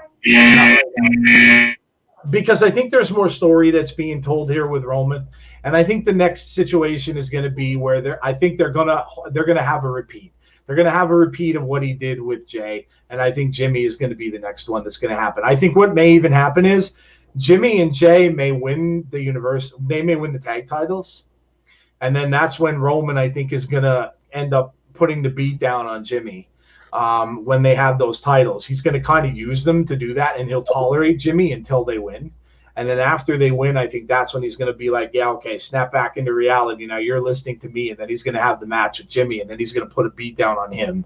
So I think that's where they're going. And then after that, I kind of think they're going to move into a Seth Rollins and Roman. I think that's where they're going to go, because that has the ramifications to be a big feud. And Seth teased it again. When he was on an interview, I don't remember the show, but it was over this past week. He was on an interview, and he had said, again, reiterated, saying, if his cousins get in my way, we're going to have a problem. And he said, when I stand and I look up at Roman Reigns, I see an equal. So that right there, Roman's not going to let that fly, because Roman doesn't see an equal in anyone right now. So regardless of whether or not they're Shield brothers, that doesn't matter anymore. So I think we're going to see Seth and Roman go at it. And I think maybe that's why you're seeing that little bit of craziness come out in Seth now too, because looking at the both of them, you might think to yourself, yeah, Seth's great, but Roman's just maybe on another level now. So how can Seth beat him if a guy like Cesaro, who's a big dude, can't beat him? How is Seth going to do it? So I think Seth's going to try to rise up from that underdog spot and come out, and he'll have to get to another level in order to make people believe that. But I think that's where they're going. I think it's going to be Seth that's coming up next. That could even be a SummerSlam match. So, all right. Well, there you go. There is Sell or No Sell. I hope you guys all enjoyed that, and thanks for shouting out your stuff. Go ahead, Jeff. Well, no, I was just going to say we get to move to our segment that we debuted a couple weeks ago. Yeah. So, yeah. It's time to book a wrestler. We've got a book a wrestler segment. If you weren't here on our show 2 weeks ago, because we had a miss last week, we did a book a wrestler, almost like a fantasy segment. So you fantasy book a wrestler, and we started off with everyone's favorite, Bray Wyatt, and we talked about how we would book Bray. So we asked you guys. I put it out there to you guys, and I'll do this again. You guys can shout out names and stuff like that. I think I threw it out there on Thursday, and you guys gave us a bunch of names on Twitter, and we did pick one. So who are we talking about booking this week, Jeff? Oh, I found this one to be really, really interesting. This is really, really interesting. Angel Garza. And it seems as if they're using the guy now. I mean, they're having him show up on TV more. It looks like they're getting him involved in some things. You know, he took that rose and shoved it in a guy's mouth. I mean, so he's doing some stuff. He's on TV. So, yeah, let's talk about how we would book Angel Garza. So you guys in the chat, let us know. I think it's an interesting pick because, we wouldn't, hey, 2-3 months ago, this guy might have been off our radar completely. We may have not been talking about him at all. And now he came up as a choice for how to book him. So let's go. It's the butt cheeks rose, guys. This butter's fucking. It is. Yeah, he rose up Drew Gulak's butt. So. Poor Drew Gulak, man. He doesn't get the best of things either. James Chadwick shouted out, maybe James Grant says, sorry, Mike. No big deal, dude. Thanks for joining. Maybe book him like Eddie Guerrero, aka Latino Heat.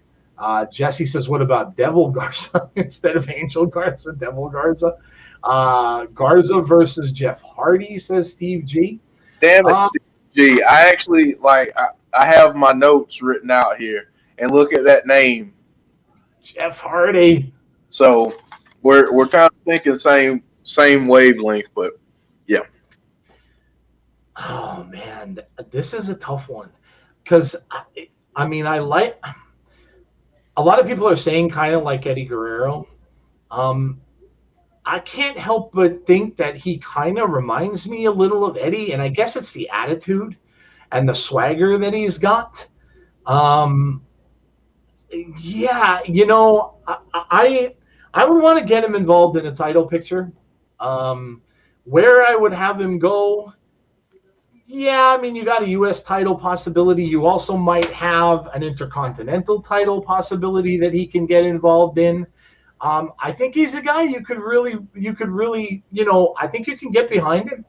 I really think you can. I think he's got the personality, and I think he's obviously got the skills that you can move him. Now, Jeff Hardy's an interesting idea, and I'll let Jeff embellish on that. I mean, it's always good to put them with a guy who can make them look strong and a guy who can do that really well, like they're doing on AEW with Sting and with Christian.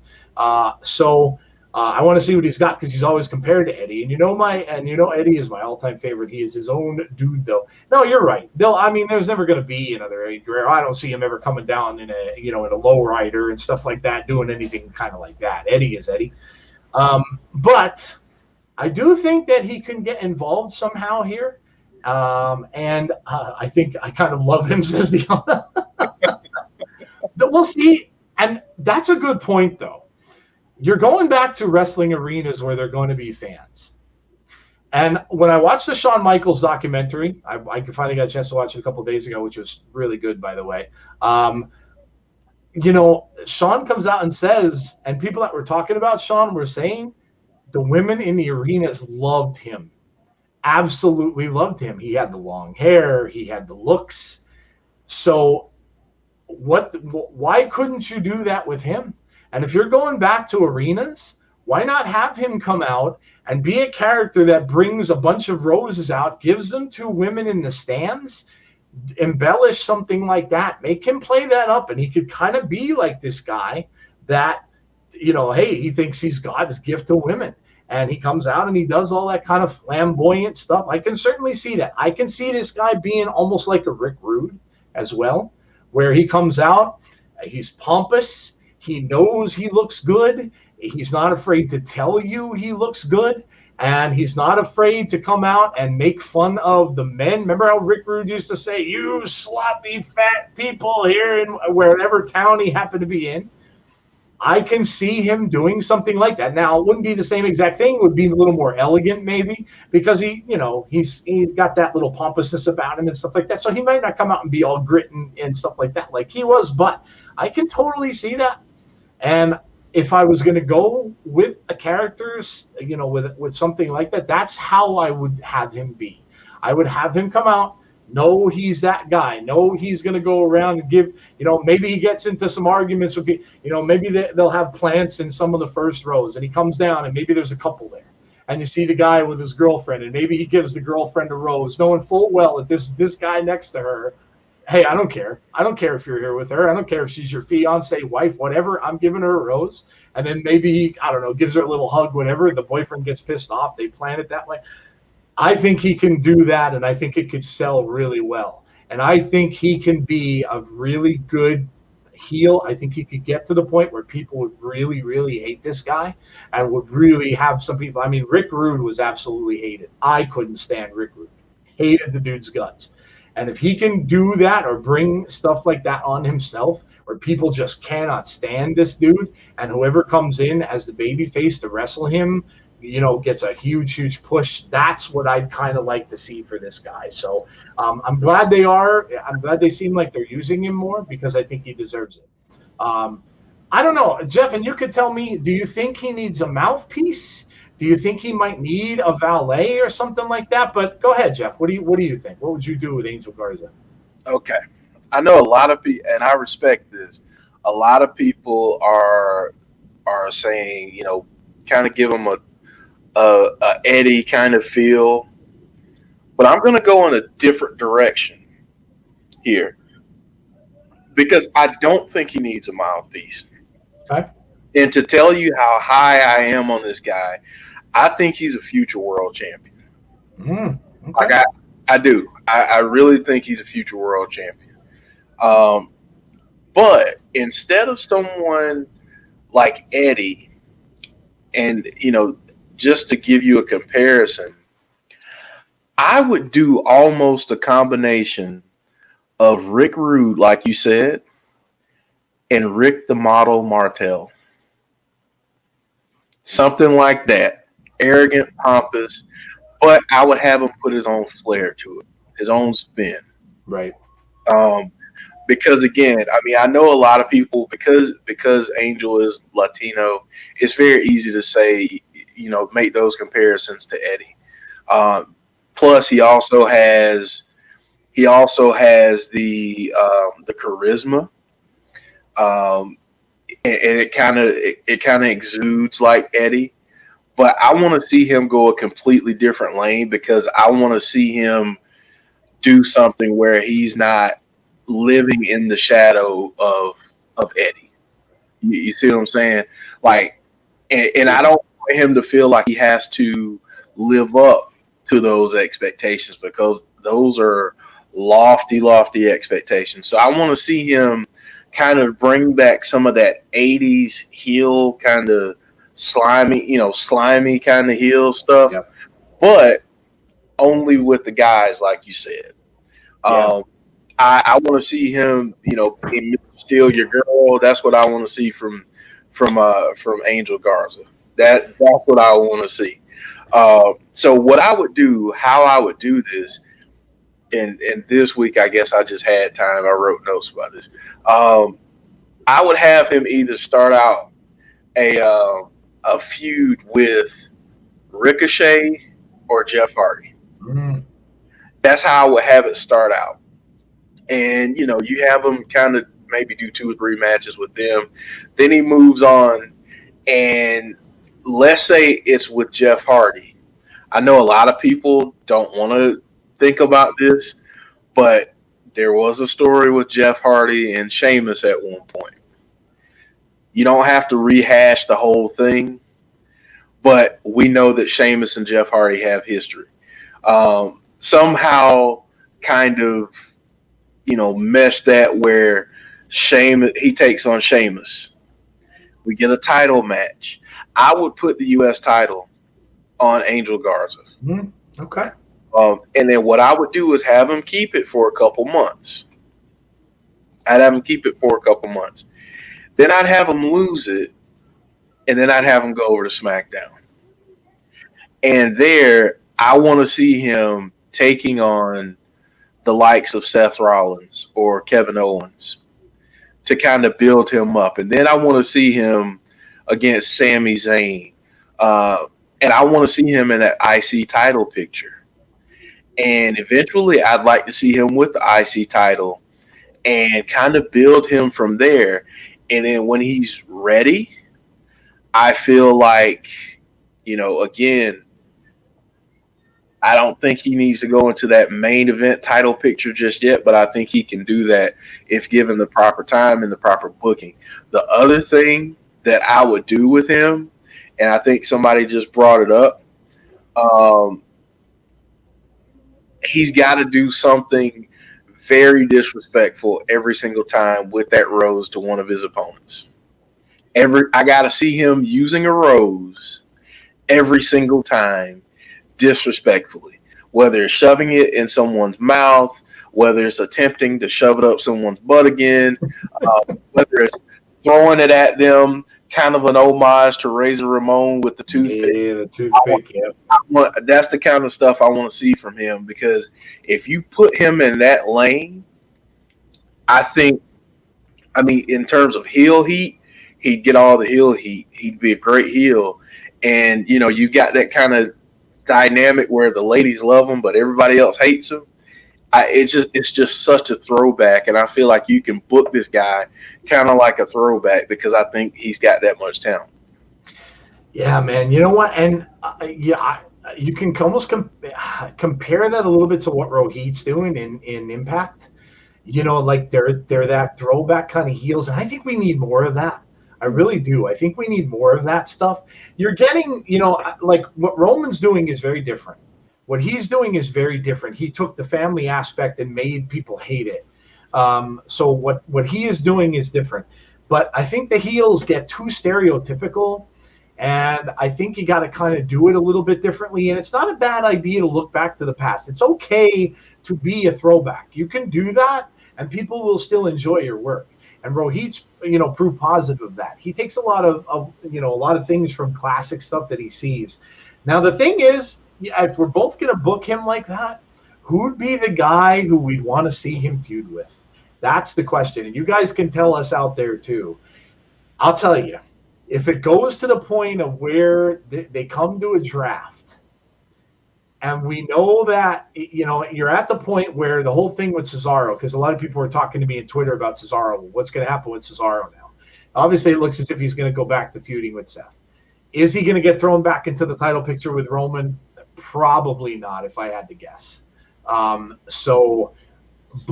how cool would it be if both of these guys end up getting drafted to Raw? Cesaro goes over to Raw because the title picture would be a little bit maybe easier for him to get into. Could you imagine a feud with Cesaro and with Angel Garza? I would love that. I would enjoy that as well. And you could kind of look, sometimes when you package a guy and you send him to another show, if you've got a ready-made villain for them, it's a good idea sometimes to throw them in a draft and package them and have them shipped over to the same show. And then that down the road you're going to have these two end up meeting for a title somewhere down the line. I think that would be great. I think that would be a great thing. Think about it. Who, if you've got a guy who, I don't know, maybe an Adam Cole comes up. And maybe Adam Cole comes up as a babyface, and you have Humberto be the villain in that, and have Adam Cole come up as a babyface and set him up against Adam Cole. But yeah, I think there's a lot of unlimited talent for him. Go ahead. One more name, and people are going to think I'm crazy. But if this tag team thing doesn't work out, I want to see him and Dolph. Oh, yeah, okay. See him and Dolph Ziggler. Oh, my God, the Eagles would flood the room. I don't even think the two of them could share that. Oh, man, yeah. But the reason I say that is because, one, it's a matchup that you don't think you'd see because it's heel versus heel. Right. But, two, Dolph Ziggler is so underappreciated at how he puts people over. Yep. And his professionalism. And I think they could put on some incredible matches. Rusty, you bring up a good point. AJ Styles would be great. The only reason I'm not bringing him up is because of his current, being the Raw Tag Team Champion. Right. But if he was on a singles run right now, I would love to see AJ Styles and Angel too. But yeah, that I would love to see Dolph Ziggler because that man knows how to work. He does. Very true. A lot of people are saying Zahn is saying over and over and over again Humberto Carrillo. Yeah. He's very adamant about Humberto Carrillo. Rusty said AJ. Garza versus Matt Riddle. Jeff and Joe, I want Garza versus Bobby or Drew. Drew McIntyre would be an interesting choice, wouldn't it? Yeah, that would be kind of crazy. Damian Priest. Yeah, Priest could, he's another kind of face that they're building up over there also. I just like the fact that he's back into the picture. That's kind of why I said that it was a very interesting choice because this guy, again, probably a lot of people in the chat, us too, probably would have written him off. We probably would have thought, yeah, he hasn't been on TV. They're not doing anything with this dude. But he's kind of snuck back into the picture, and it looks as if he's kind of going to get into some stuff. Garza against Nakamura. Shinsuke is going to have a thing happening with Corbin, at least now. Oh, and how cool was that? How cool was that? I had no idea that was the dude that was from NXT, and he was the Old Spice dude. Yeah. I'm like, I had no idea. I'm like, who is this guy that came out with the guitar? And people had pointed him out to me on NXT because they're like, why aren't you all over this guy? With the hair metal bands from the 80s, like, why are you not all over this guy? And I'm like, I hadn't watched NXT a lot back at that point, so I didn't know. And then I went and watched some of his matches, and I had no clue. He came down last night, and I'm like, who's this guy that's jamming with Shinsuke? And then they're like, oh, Birkenhagen. I'm like, no way. I'm like, is this the dude from NXT? That's fantastic. However, what they're going to do with that, like, I have no idea. I mean, are they going to end up being a tag team at some point? I have no clue what they're doing with both of them, or if he's just going to go out on his own, if he's going to end up coming into side feuds with people because they're going to come after Shinsuke. I have no clue. But I think that's fantastic that they brought him up in that respect. He's coming out and he's Shinsuke's personal musician. It just gave me Shinsuke debuting on SmackDown vibes again. I mean, Yeah. the live music, the first time it was the guy with the violin. Yes. And, I mean, this was just an edgier, guitar. I mean, it was so well done. Shinsuke is one of my favorites, so I was absolutely thrilled to see this last night. So Shinsuke was talking completely off the topic, but Shinsuke was in an interview and he was saying how he thinks that it's been hard for him because he really didn't know a lot of English, and that's what he said was he really had to work hard on his promos because he couldn't speak very well. And they were kind of telling him that, like, listen, you gotta get these promos going better. So I'm hoping that we finally are seeing the emergence of what Shinsuke can be and what he can do. And obviously he's in this whole thing within whether this is going to come to another King of the Ring tournament is what people are kind of thinking is going to happen. So keep him as Shinsuke's guitarist. He's no Nita Strauss. Yeah.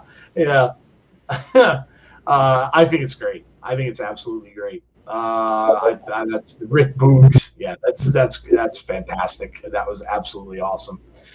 All right, well, there you go. There is our new segment, and we'll have that every week. Let us know. You can let us know in the comments. You can let us know on Twitter, whatever. Let us know who you think we should book in this segment next week. A lot of you threw out some other ideas. We got Alexa Bliss. We got, oh my goodness, trying to think who else we got on Twitter now. Off the top of my head, I can't remember. But there, go ahead. Who? Asuka. Oh yeah, that's right. Yeah, we got Asuka as well. So yeah, maybe next week we'll do a woman because we've done 2 men so far. So maybe next week we'll choose a woman. So yeah. But yeah, go ahead, throw that out there. Let us know. You can let us know in the comments, like I said, of this video. When you're hitting the like button, which, by the way, we hope you do. And also, if you're new to the channel, make sure you hit the subscribe button as well if you have never been here before, and hit that notifications button if you'd like to be told when we're going to be having shows. All right. Next up, I think, is our favorite moments. Yep. And then we will get to Jessie Calynn and her funny segment. Well, before that, we'll go into the lighter side of wrestling, of course, like we always do, and then we'll give Jessie time to warm up. So, all right, top 3 moments of the week. Here we go. Shout out your top moments of the week as well. Let us know what you think are your top 3 of this week, and we're going to go right into it right now. So, Jeff, what is your number 3 moment of this past week? Man, my number 3 moment of the week, we talked about it a little bit earlier, but for me, it was the Mysterios winning the tag titles. Such a special moment. Father and son is just amazing. So yeah, that for me, that was such a great moment. I got goosebumps when I saw it. So fair enough. Yeah, that was an absolutely great moment. Absolutely. For my number 3, I'm going to go to Impact, and I'm going to go back to oh my goodness, there's a bunch of moments. Well, the fact that I got to see Decay twice was pretty awesome. I'm going to go and start with the fact that I think that Jordan is turning heel, and that whole situation with Jordan Grace. I think that Jordan right now would be better suited to be a heel. I know some people might think that's crazy because Deonna, of course, is a heel right now, and she's the one who has the title. But there's other things. I think Jordan is so talented. And I just think that gets her right back into the picture. She kind of got a little bit, pushed to the wayside with the tag matches and stuff like that. But the fact that it seems like, and we haven't gotten a full heel turn, but I think it's coming. But obviously she's upset. She, we saw her getting upset. We saw her kind of walk out. So I think that it's only a matter of time. I want to see heel Jordan Grace, and I think that this is going to be really cool when it happens. So that's my number 3 moment of the week is Jordan kind of walking out of that arena, not a happy camper. So that's my number 3. Big Dan saying Dom and Ray winning tag titles, Natalia and Tamina winning women's tag gold. That was a fantastic moment too. Both of them really showing emotions during that. Alexa blinding Reginald. Yep, very cool also. May as well wait for crowds to bring Becky back. Yeah, I don't think we're going to see Becky back until crowds are back. Probably SummerSlam would be a good target for her. James says number 3 is Black's return to SmackDown. Number 3 is Tamina and Natalia winning the tag titles. Hello, DJ Kryptonoc. How are you? Thanks for joining. John Cena Gamer says number 3 is Ted DiBiase on NXT. Reginald being blinded and Alexa Playground. All right, Jeff, what's your number 2? By the way, I got to do this just because. If you watch with us on Thursday nights, there might have been someone that said something about a Jordan Grace heel turn. But anyway, my number 2 moment of the week, for me, this was a really good women's match over on Wednesday night. Serena Deeb against Red Velvet, I thought was a very good match. Honestly, it was really good, and it was given proper time, and they tore it up. It's good to see Serena Deeb back, and tied with that is the Moose and Kenny interaction. All of that in that promo, it was just absolutely chef's kiss. Amazing moments. And I got so hyped to watch Against All Odds that it's like, when is it going to be June 12th? Because I need to see this now, because I'm so ready to see these two guys do battle. Yeah, that's a great call. The Coug 97, Moose's promo with Kenny. Kingston and Mox stealing the Bucks Nike sneakers. Yeah, that was pretty funny. Ospreay vacating the IWGP title due to injury. Josh says my number 2 is, took mine. Number 2 for me is Bronson Reed. Bronson Reed winning that title from Johnny Gargano. Well-deserved. The big man is very, very talented. We've seen him in a lot of matches. We've seen him in a lot of takeovers that we've done. And I think it was time. Johnny is Johnny, and Johnny will always be Johnny, and losing this isn't going to really hurt him all that much. But I think Bronson is a workhorse. I think he came out, and I think he proved that he's got a big future and a bright future. And, of course, when you see Triple H, when you see him go and post something on Twitter, and you see him, kind of hugging the guy and showing him what he thinks with him, or what he thinks about him, I think that they're really high on Bronson Reed. And I think it was just a great moment for him winning that title. And I'm sure that was really, really big thing for him. So my number 2 is Bronson Reed. C says, Jeff, check your GMs. You're going to giggle at this one. There's issues in Loserville. Oh, God. I don't want to know. James Grant says, number 2, video of Seth coming out and beating up Cesaro back on Sunday while it had the Fiend's music playing. Yeah, it was a little crazy. Kofi Kingston, says Maj. Yeah, how about Kofi getting back into the title picture? My number 2 is Moose and Kenny's promo. Bronson winning the belt, says Eric Travis. What a match, Swerve Scott versus Reed. Next, yes, please. Noob and Company says Asuka versus Charlotte. Round 5,000. Natty and Tamina won the women's tag titles. Boogs and Nakamura epic entrance. Yes, that was really cool. That was really cool. The moment with Bronson and his wife was absolutely beautiful, said Big Dan. Yeah. I agree. Kofi and Eddie and JOH coming out to Wild Thing. Yeah. So there you go. Everybody's giving us our moments. All right, Jeff. Number 1. I've got a tie. Okay. 1. So for me,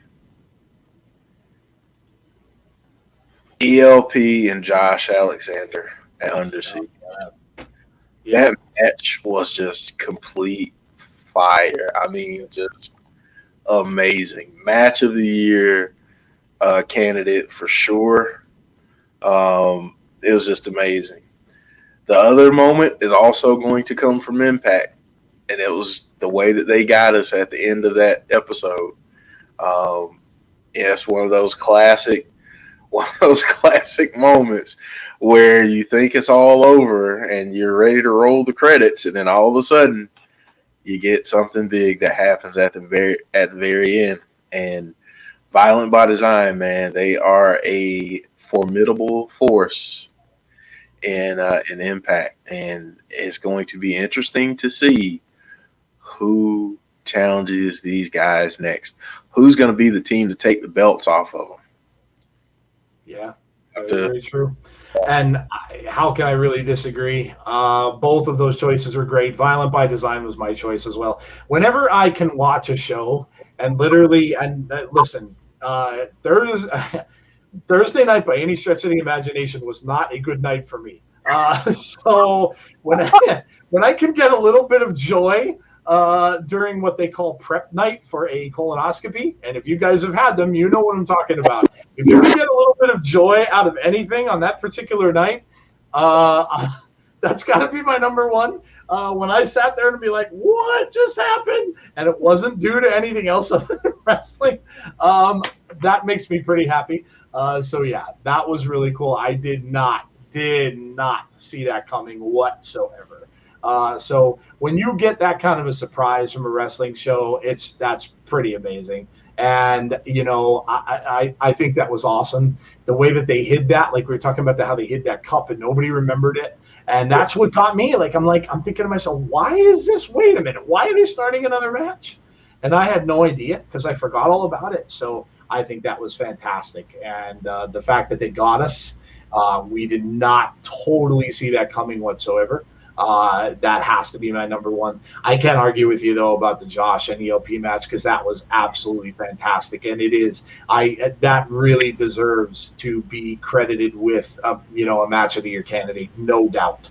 It was tremendous, and I hope we get to see them do it again, wherever it may be. If it's over in Japan, all the better.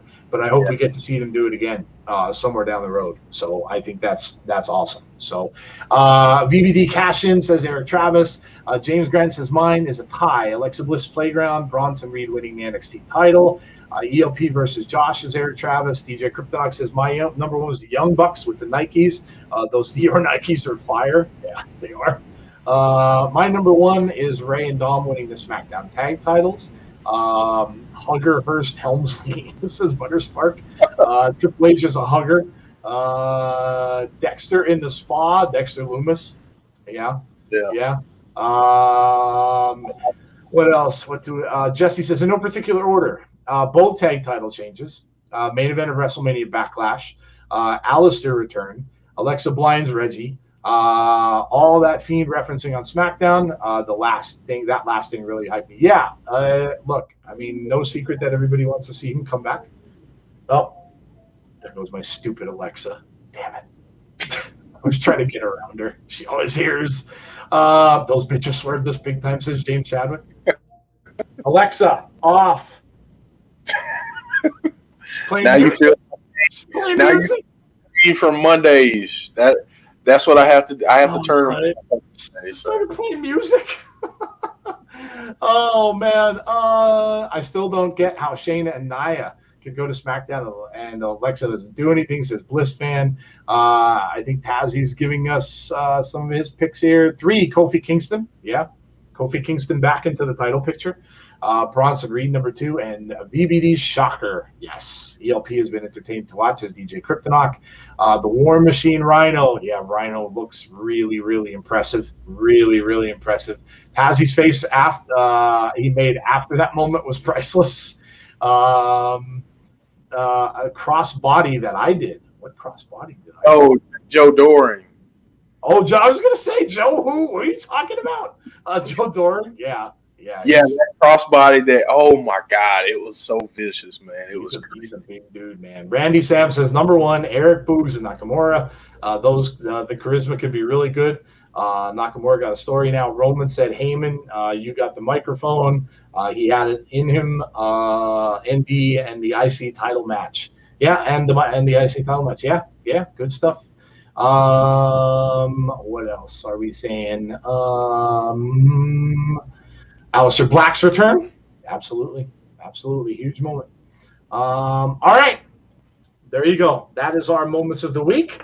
So we are going to get to the lighter side of wrestling. Jesse can start tuning up for joke time for the night. And we're going to talk. This, you know what? You can't help but give kudos to a guy like this because he's always in the middle of these things. He was in the middle of Wrestle House. He always gets himself in the middle. And tonight, or on Swingers Palace, he was one of the swinger girls. He was in a dress.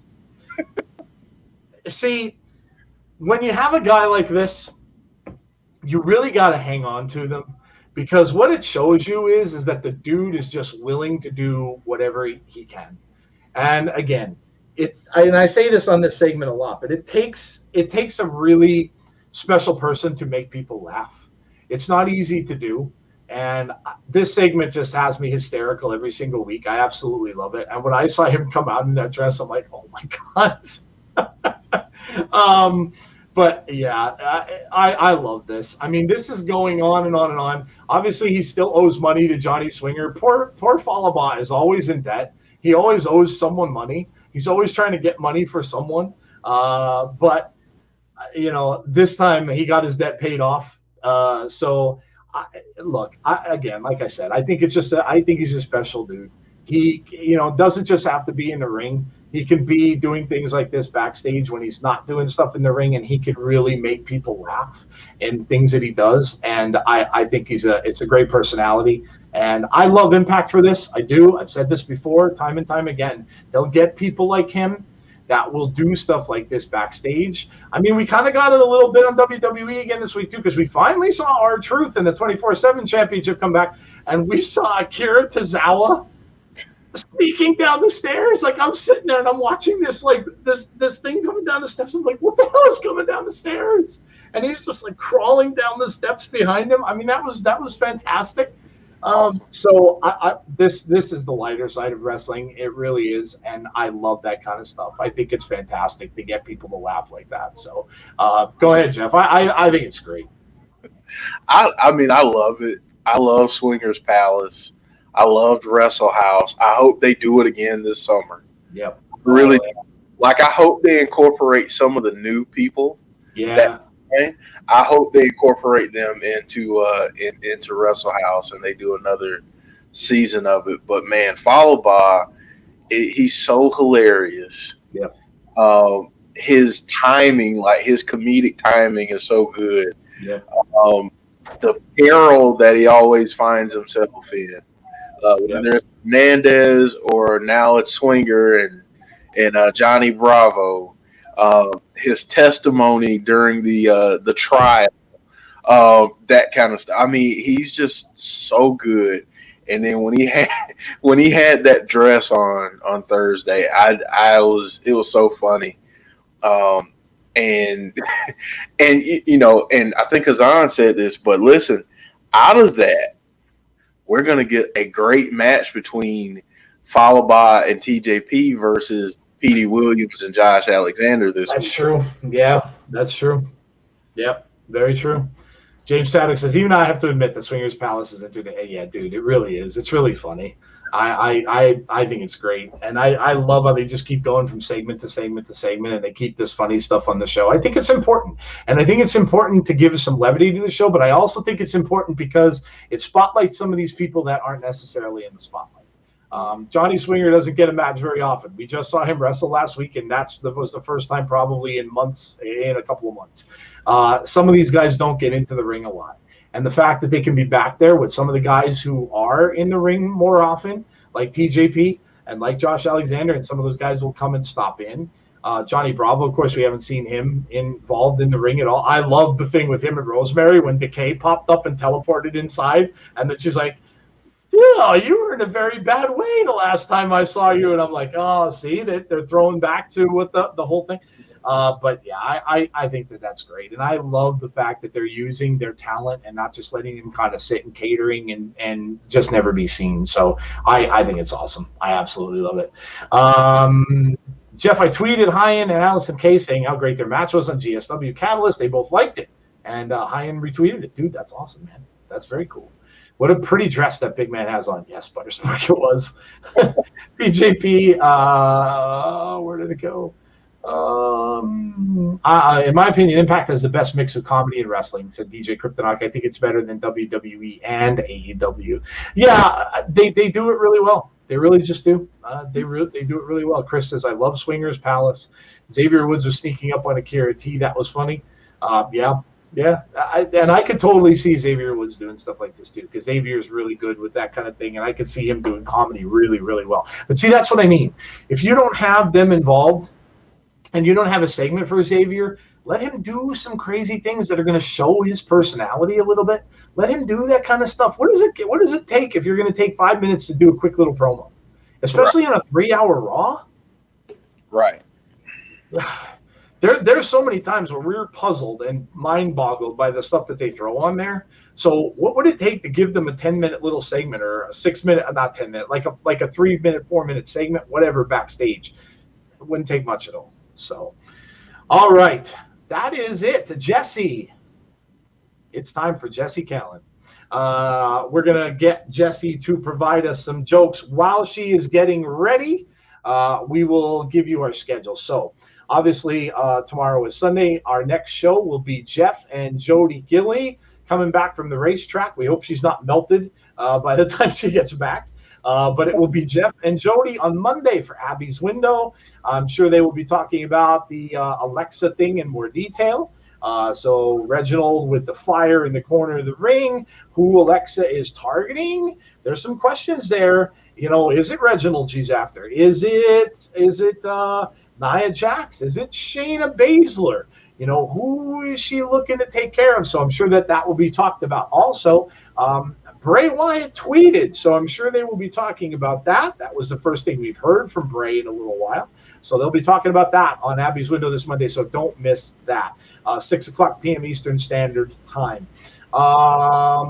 Next show that we have after that will, of course, be our Impact Wrestling show. Don't miss that with a big appearance from a New Japan star this coming Thursday. That's going to be awesome to see. So don't miss Impact this coming week. We're going to get more build-up, I'm sure, for Kenny and Moose and the things that are going on there. So don't miss Impact next Thursday night. And then, of course, stay with us afterwards for After the Impact. We talk about everything we saw on the show, and including what is coming up for Double or Nothing. Not Double or Nothing. Is that? No. What am I thinking? That's AEW. All odds. Yeah, against all odds. I knew it was 3 words. But yes, so we will talk all about the show and what we saw on the show and After the Impact. And then, of course, we'll be right back here next Saturday night with you guys, and we will be talking about everything that has happened during the course of the week in wrestling and on all the shows. And then, of course, the breaking news and things like that as well. Make sure that you're joining Tazzy. I don't know what Tazzy's got on his schedule this week. Tazzy, you can shout it out if you're still in the chat. I'm not even sure he's still with us. But if you are, shout it out. I don't know what you've got going on. I know he did some different things last week. He did SmackDown watch along. But let us know if you've got anything going on for this week. Obviously, Tazzy usually does NXT if he can. He also does NXT UK, and he does the after party on Friday night. So just make sure you check out his channel, of course, for what Tazzy has got going on. Angel Garza versus Rey Mysterio, saying Wally. Yeah, wouldn't be that bad. Wouldn't be that bad at all. I think Fiend returns on the first Raw with fans, says Bliss fan. Maybe. Yeah, they might be waiting for the fans, sure. Reggie went down in flames, just like Jesse James. Just like Jesse James. Yeah, okay. I can't do share. All right. Same color schemes for Against All Odds and Double or Nothing. Maybe that was it. Maybe that's what I was thinking of. All right. Here we go. Jesse has some random bull crap, she says. All right. Why is there no toilet paper at KFC? Oh. Because it's finger licking good.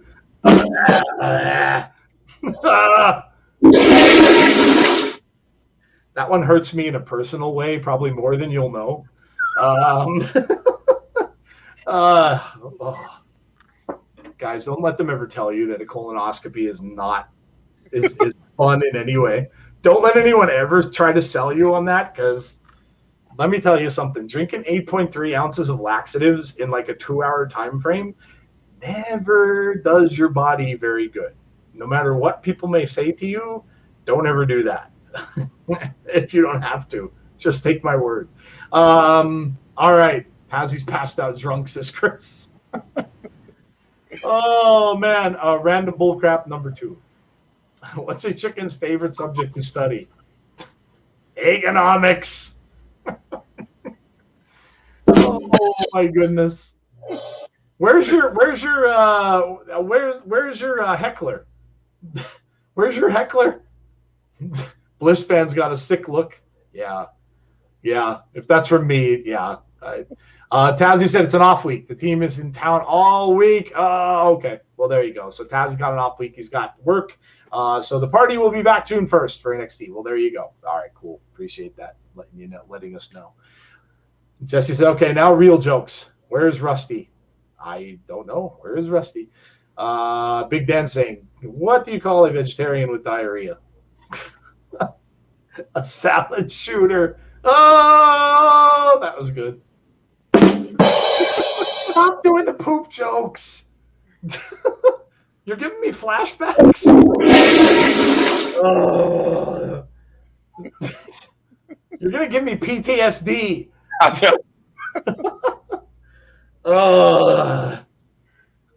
Why can't Dolph Ziggler go into the gas station? Oh, God, I don't even want to know. C left. C usually heckles Jesse. He's not around to heckle. All right, here we go. Number 1. I'm sorry and I apologize mean the same thing, except at a funeral.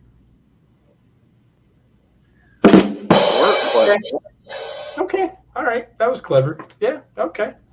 That was clever. Tazzy, stop. Don't be putting poop emojis up in the... You're killing me. Jeez. But I will say this, though. I think I gave you a pretty fair... You did. Yeah, you did. I did. I was real with you about it. Yeah, you did. Yeah, you did. Yep. Right up until the profile. The profile was good, dude. That was good stuff. Good stuff. Good stuff. That was good stuff. All right, number 2. What do you call 100 rabbits walking backwards? A receding hairline. Oh, that's a good one. I feel personally attacked with that one. Yes. That's a good one. I like it. Chris is hitting me up with poop emojis now. Yeah. Man. You'll all have to go through this someday. Someday. Yeah. You'll get there someday, and you'll have to go through it. I have to do this every 3 years, Joe. Oh, dude. Yeah, I know. I know what my wife went through. My wife has Crohn's disease, and she had to get them all the time. I'm like, oh, dude, I can't. When they told me like 10 or 15 years, I'm like, thank God. You have to go through that again for 10 or 15 years. Bald is beautiful, says Conrad. DJ Kryptonite says, I just laughed so hard. Tazzy saying, leave bald heads alone. Right. That's right. No receding hairline jokes. Oh, man. Oh, man. It's been a heck of a night. It has. Heck of a weekend. I'm just glad to be back. All right, number 3. Wife says, honey, I'm pregnant. Husband, hi, pregnant. I'm dad. Wife, no, you're not. Oh, I like it. That was good. That was good. I liked it. That was a good one. Bliss fan liked it. Sunny Wolf liked that one. There you go. Azan, what do you call any Triple H match? A buried alive match. That was good. Yeah. That's a good little spur of the moment joke. Okay. All right, here we go. Number 4. My family is like a treasure. You need a map and shovel to find them. Oh, my goodness. Okay. Oh, the Coug. What has 3 balls and comes from outer space? E.T. the extra testicle. Everybody's getting into the acts.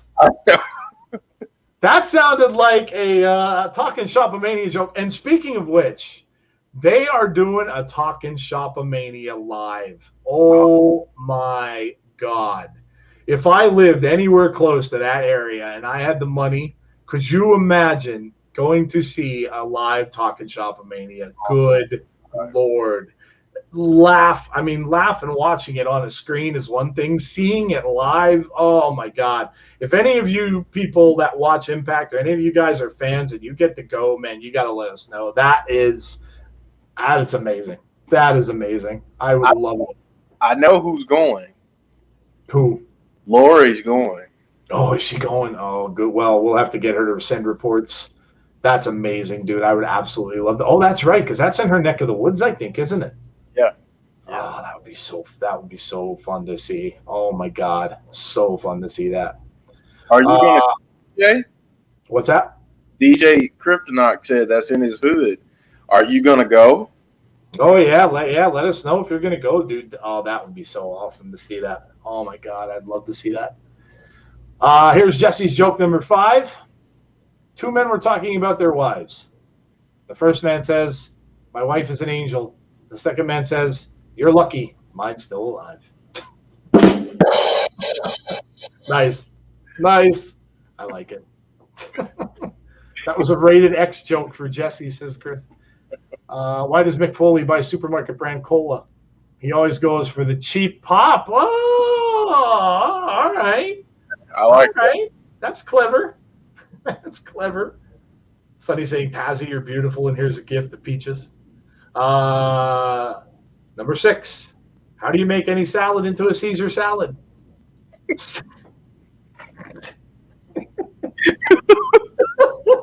Stab it 23 times. That's the winner. That's the winner. If that's your last one, that you went out with a bang, that's the winner. That's a good one, right? That was really good. That might be one of your best. That might be one of the best ones. That's really, really funny. That's really, really funny. That was great.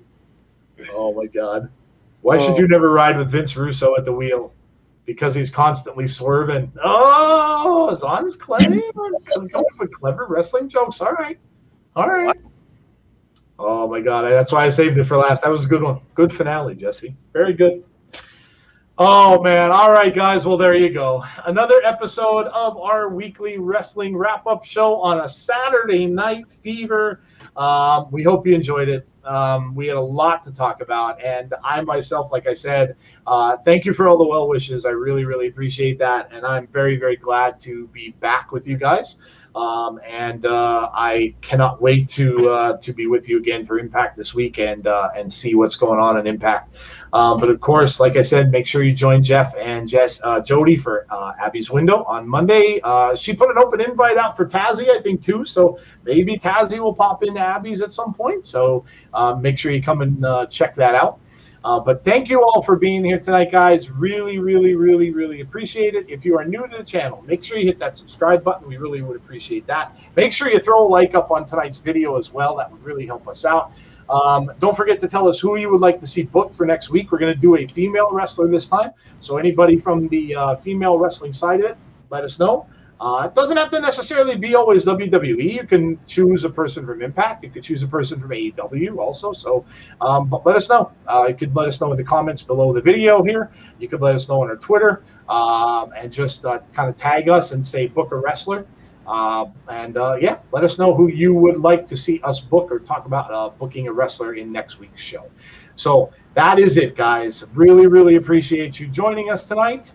And we hope you have a great rest of your weekend. Enjoy the rest of your night. Have a great Sunday. And we hope to see you on our next show, which will be Abby's Window on Monday. Guys, as we always say, stay safe. Have a great rest of your night, great rest of your weekend, and we shall talk to you all soon. Take care, everybody. Good night.